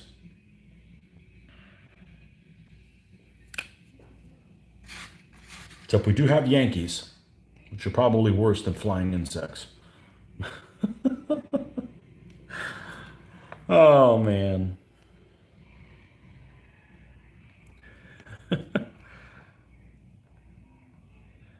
I remember telling somebody a joke that I made up. I claim make credit for this joke just from life experiences. And I say, it goes something along the lines of, how do you tell if somebody's a Yankee? And of course they go, what? How do you tell if somebody's a Yankee? I said, well, you call them one, and if they don't seem to mind, then they're a Yankee. True story. Because if you're from the South, you do not want to be called one of those. True story. Okay, so we've got the flock on that. Static grass. I don't know if flock is the correct terminology. All right, let's see. Um, Used to be 6 foot. Yeah, see, I thought that was about right. Might be 5'11" now. Okay. Maybe they stretched him during the Spanish Inquisition. Geez, my grandfather's not that old. I gotta believe that my people would have been the ones in charge of stretching people.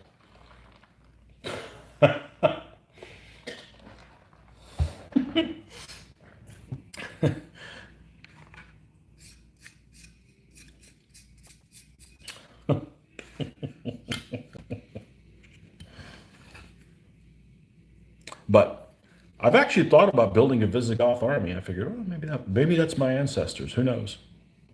Maybe that's some of my ancestors. You know what I mean? So,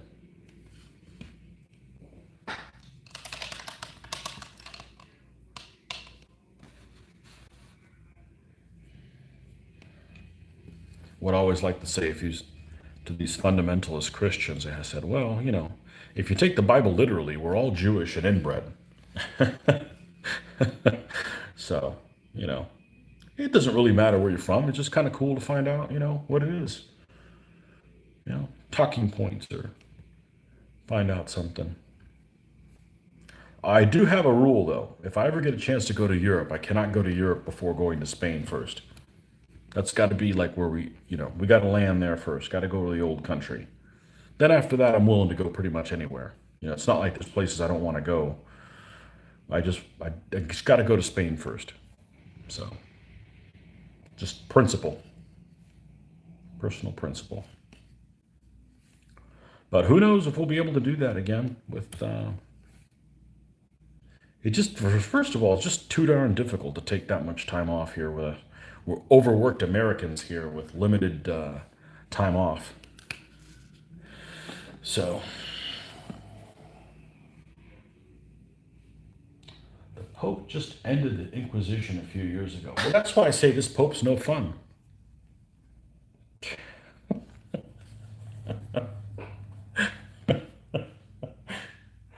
Oh man, we're gonna have fun with a Pope in this game. I'm telling you,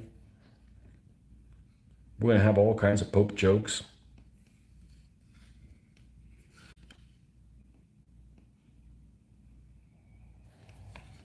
You can make fun of any of these medieval and dark age folks. They were all, by today's standards, some pretty foul individual human beings.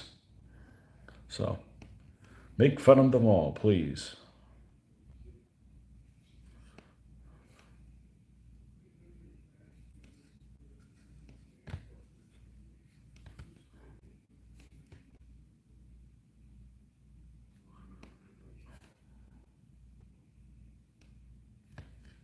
Let's get some of this back in underneath there. Okay.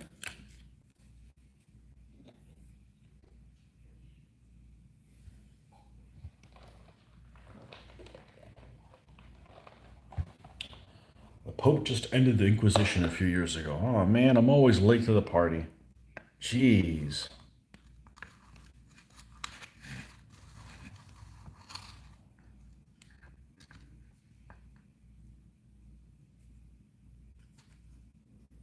What if the Inquisitioners ever like?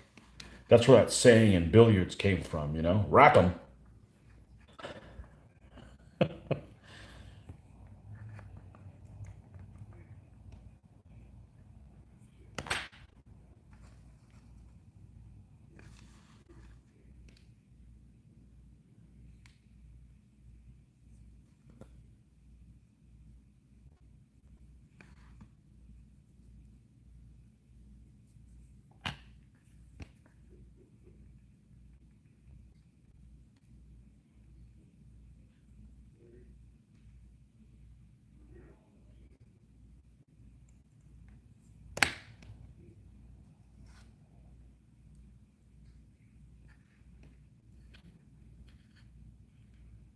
Okay.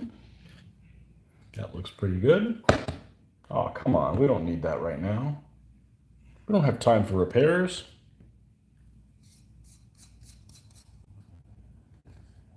We don't have time for repairs.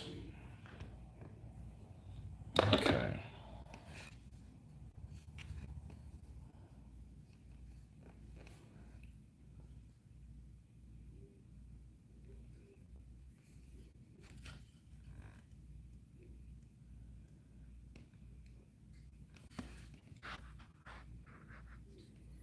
Uh-oh, I got all kinds of messages here. Just bear with me for a second. It's a problem with using it as a phone as a camera. Okay, that's nothing. That's nothing. That's nothing. That's nothing. Aha. Okay. Let's check one thing. Sorry about that. Just a minor distraction here.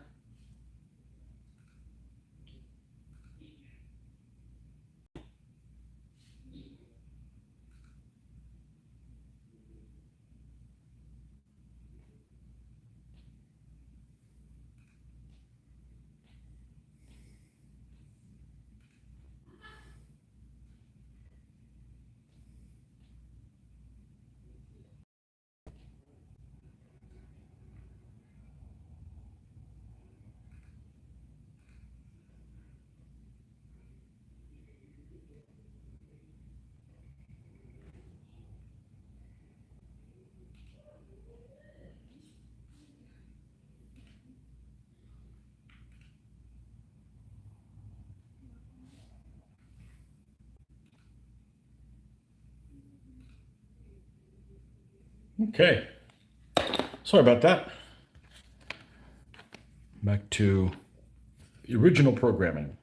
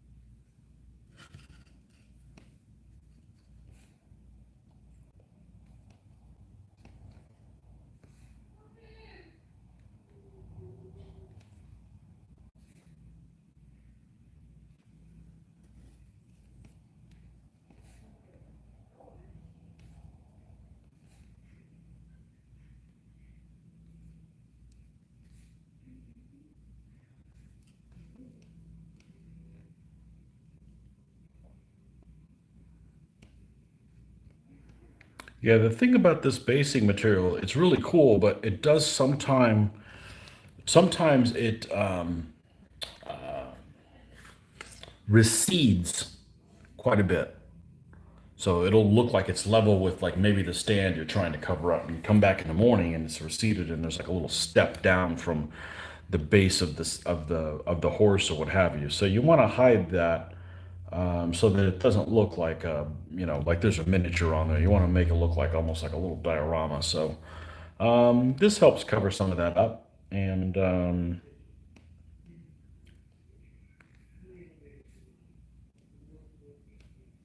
it's not that big of a deal.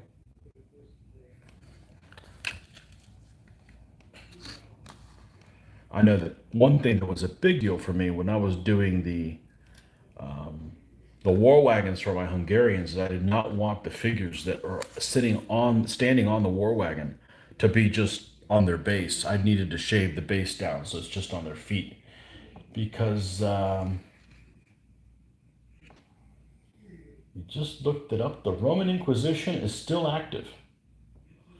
The Spanish Inquisition was ended by Napoleon.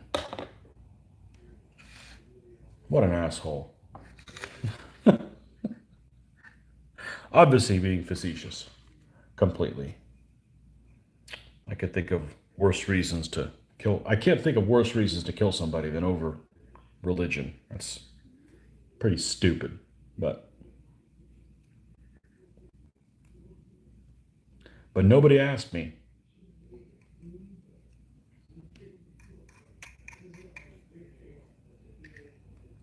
Nobody asked me.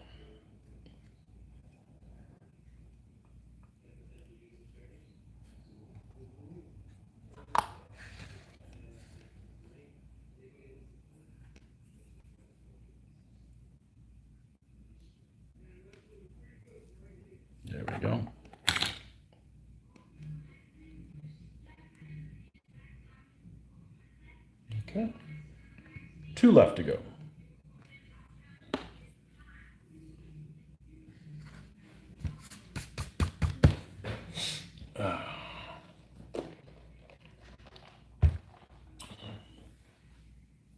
I remember a long time ago.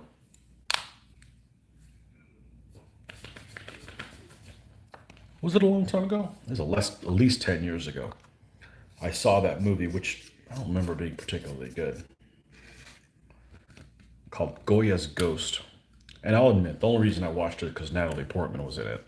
But there's some character that plays Goya, and Javier Bardem is in it, the Spanish actor who always plays really disturbing looking individuals. In particular, in this movie, he plays a not so nice guy that gets what he deserves. Let's put it that way. So that's always good. I always like revenge movies, like somebody did something bad and they're going to get theirs. So, yeah, the Spanish Inquisition. During the Napoleonic times, as a remember correctly. I don't remember anything about it other than that.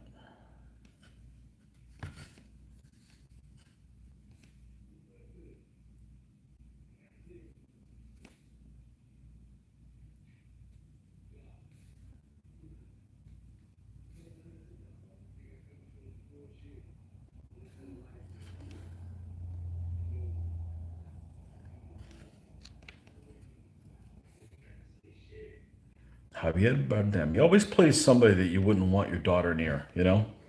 Like, if I see you near my daughter, I'm going to put you on the rack, pal. The creepy child molester vibe from him.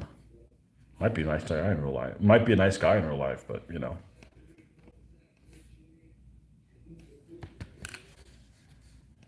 There's some folks out there that you don't want near your kids. Okay.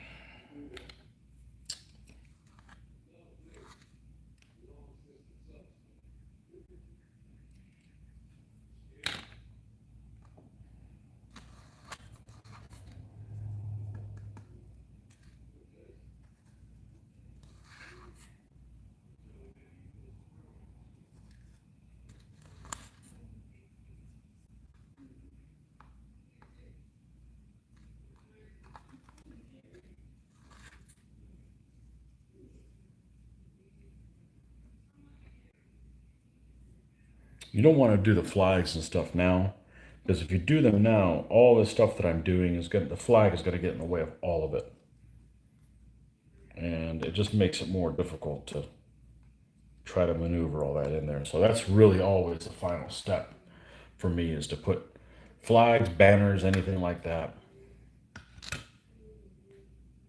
on the figure. Okay. The big cheese now.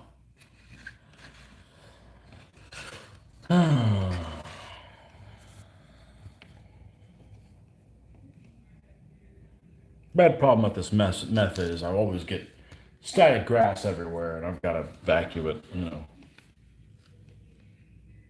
But the alternative is have to stop the video, go out to the garage in the heat.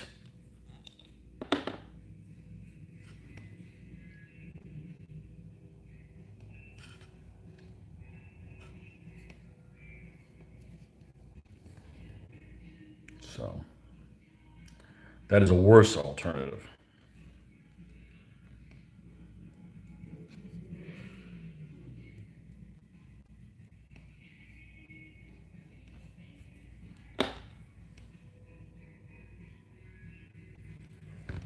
The Spanish Inquisition was much nicer than the Gestapo. I'm sure all you had to do was just sell your hair memories, right?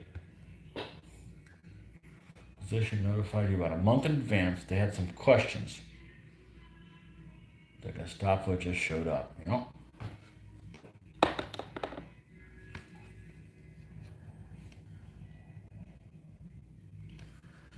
Yep.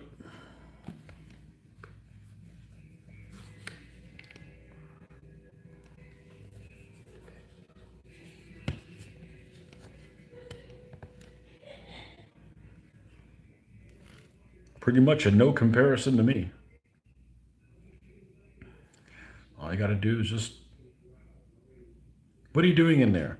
Oh, we're saying the rosary and eating ham. Okay, you're good. Have a good day.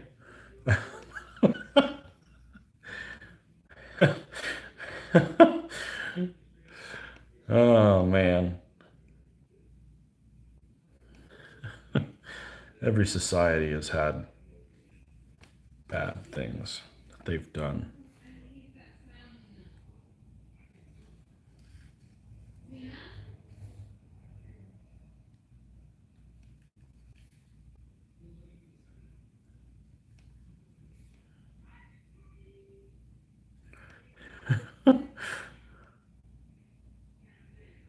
You ham eating rosary sayers.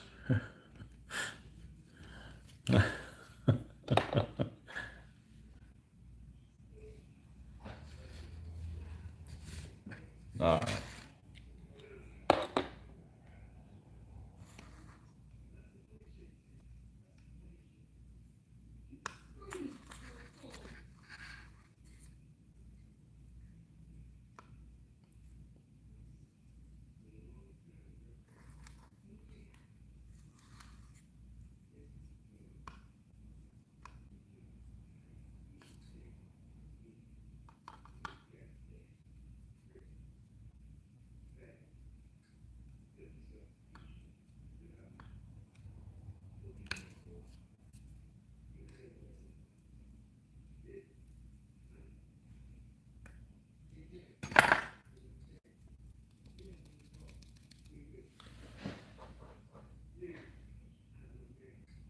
All right.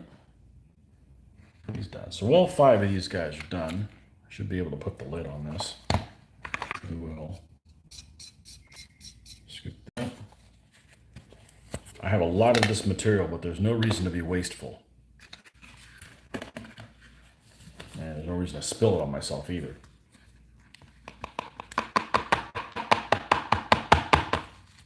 Okay. I can go over there. This can go here. Now, let's go to Tuft land. We got 3 different kind of tufts. I gotta find them. They should be all right here. They should be all right here and are all right here. There's 2 different things. Here's one. Army Painter Lowland Tufts. I'm going to move this here a little bit. Here's number 2. Just got so much stuff in this little bit. Army Painter Swamp Tufts. We're going to have to buy more of that soon. And the stuff that comes from Portugal, Gamer's Grass. Sounds like something that people smoke in the interlude between games. Converting didn't save you if they thought you were doing it under duress. They still considered you a Jew if your heart wasn't in it. Okay? Well, they went after other people that weren't Jewish, though. I mean, you know.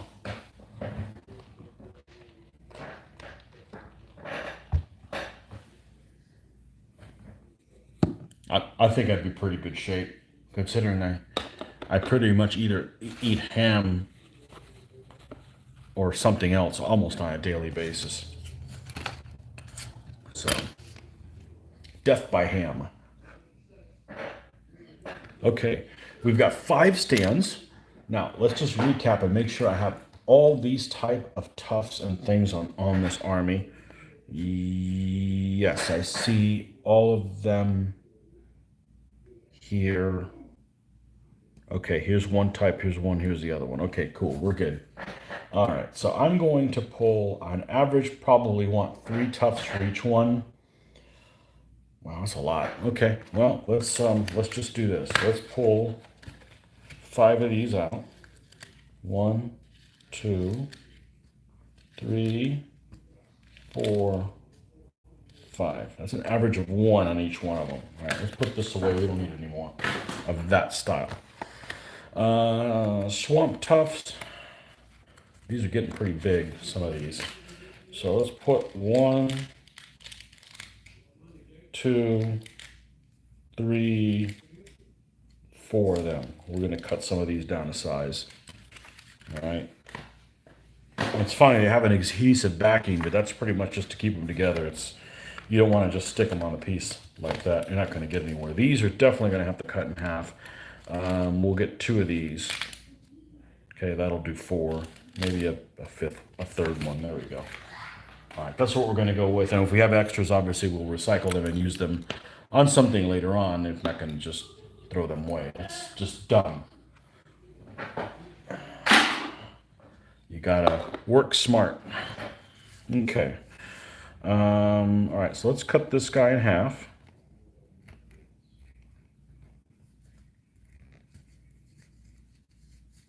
All right, and this one's really big. We'll cut it in half. Or so. It doesn't have to be perfectly in half. Okay, we're gonna leave that one big. So now we got a variety of sizes. These obviously all stay the same size. We're gonna take one of these and cut it in half. We're gonna take another one, cut it in half.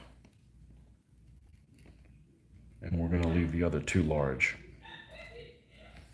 All right, let's try to figure out how this is all gonna lay out. So we're gonna need this. All right, any other questions before I dive in here face first? Nope. All right, we're good. Cusp of getting these Russians complete. Let's do the big man first. All right, so I'm gonna look on here and see what part of the stand looks kind of barren. Put something over here in a corner, but there's a rock. So this one up here, there doesn't seem to be much. So let's go ahead and put one of these Tufts up here. Okay, we'll take one of these and we're just going to set it in here. And we'll push it into place.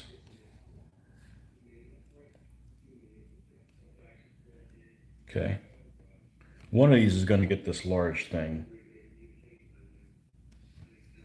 And I don't want to commit to what that's going to be just yet. We're going to go ahead and put one of these half pieces up here.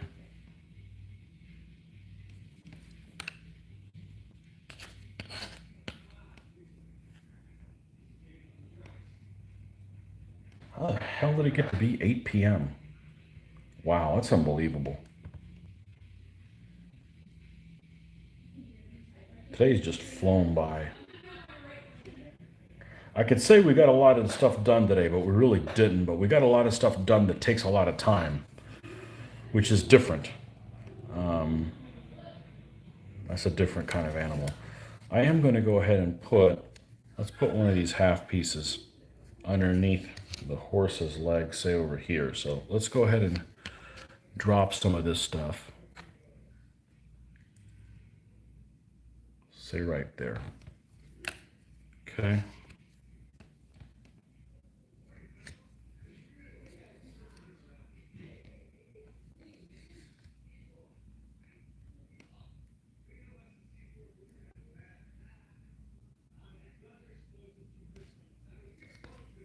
Okay. And I kind of want to put another one back here.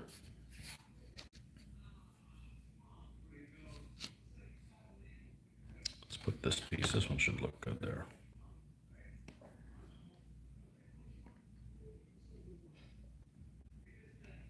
We're going to need more of this stuff, that's for sure.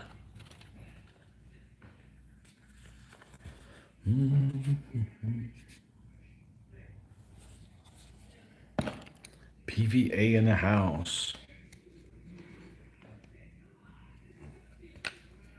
Okay.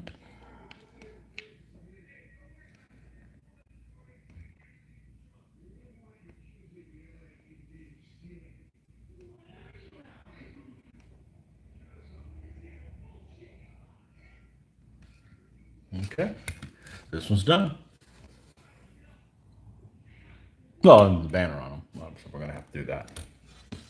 All right, this guy right here.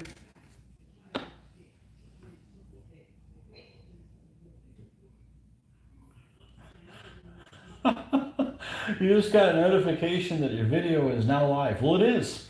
They're 2 hours late. That's because the Germans aren't running it. They're not.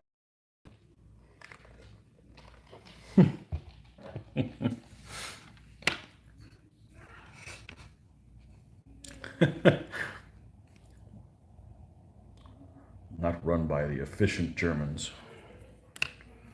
Okay.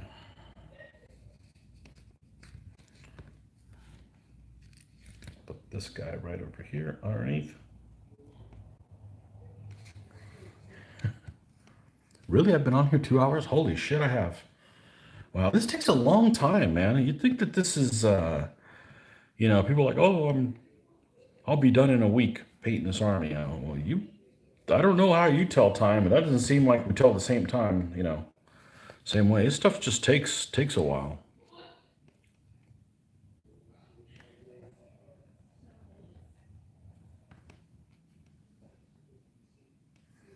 All right, let's put this piece right here.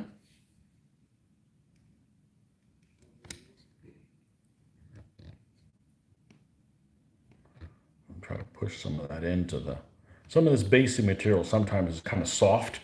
So if you go ahead and push this stuff in, it kind of sinks into the terrain it's supposed to be in a little bit and looks like it's more part of that base. Now I've got a gaping spot here where there's a step. So I'm going to put something to cover that.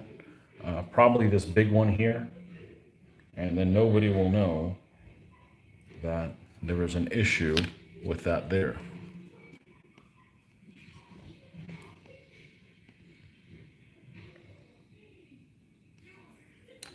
So we're going to take this big bore right here and let's get underneath here and go just like that.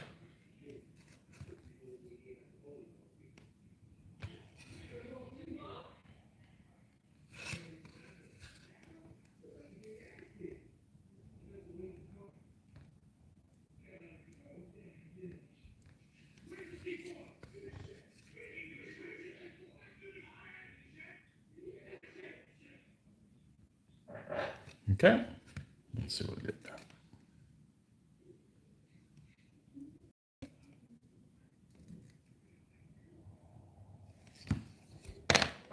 Two down.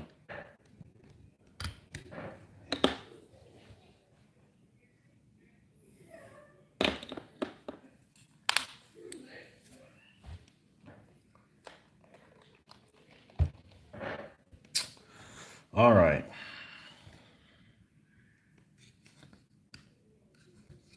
I got kind of a big open space back here, so I don't mind putting a big old tuft back here. Like this guy's like a candidate for that. So we're going to go ahead and just do that already.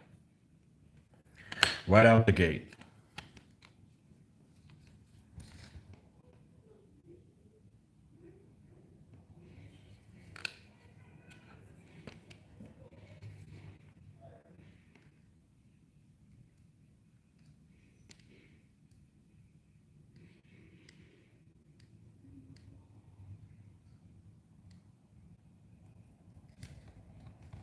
Oh man.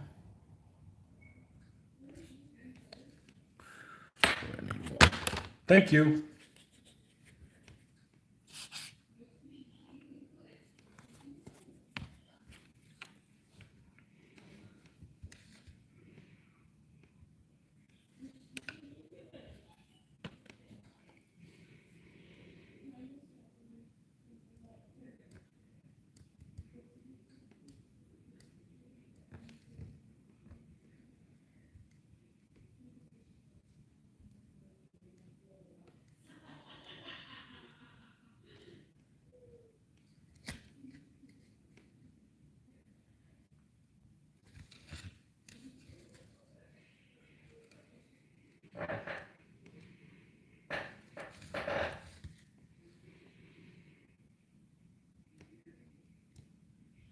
Okay.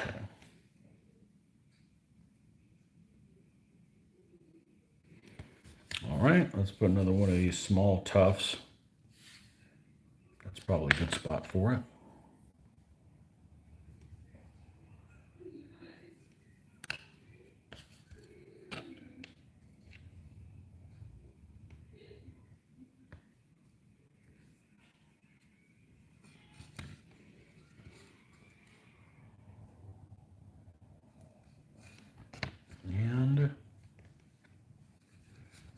these rather large ones. I'm going to cut this thing in half.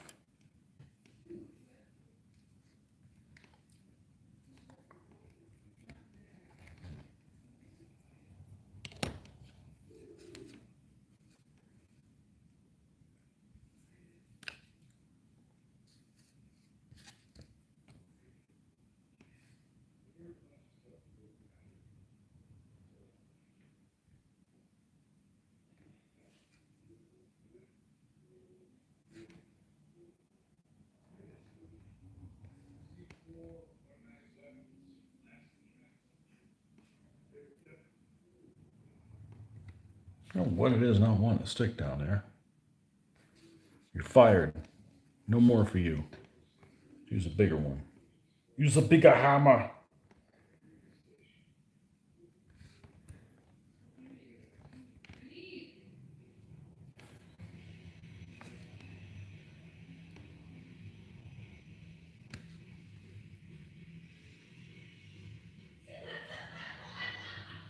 Don't know what the issue is here.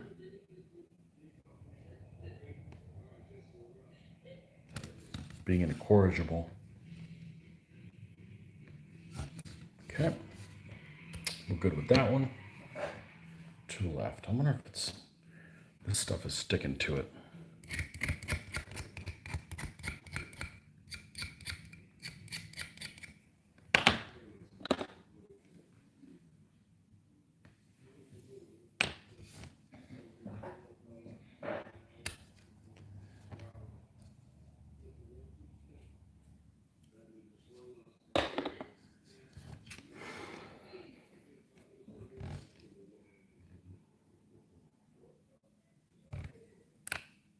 Okay.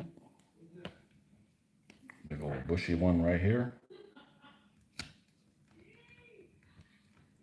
Big old bushy one in the back. Okay, and let's use a big one here. Up there.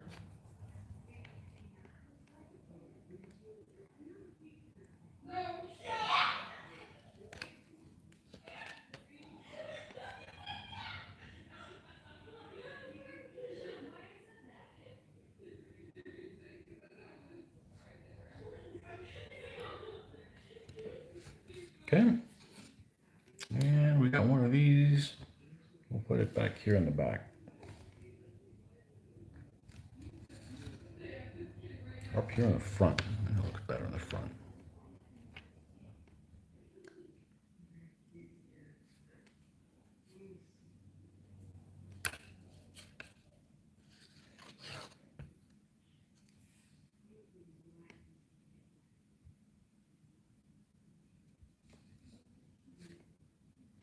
Okay.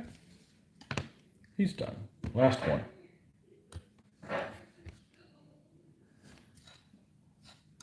Yep, got one of these Tufts.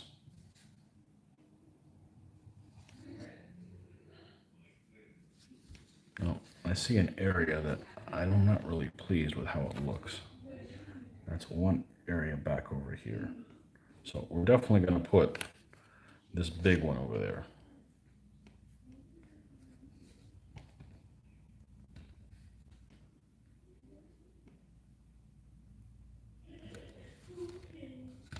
Okay. Definitely put that guy over there. All right. Then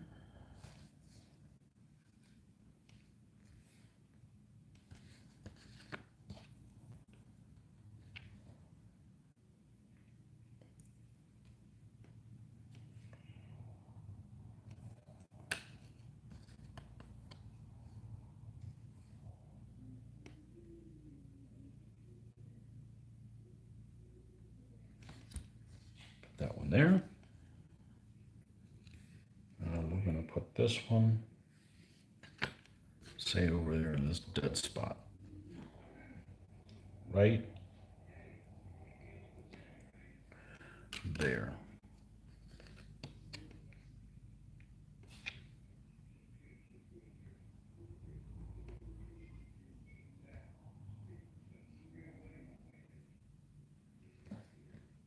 Okay. there you have it. So that means these Russians are done, with the exception of putting the final banners on them.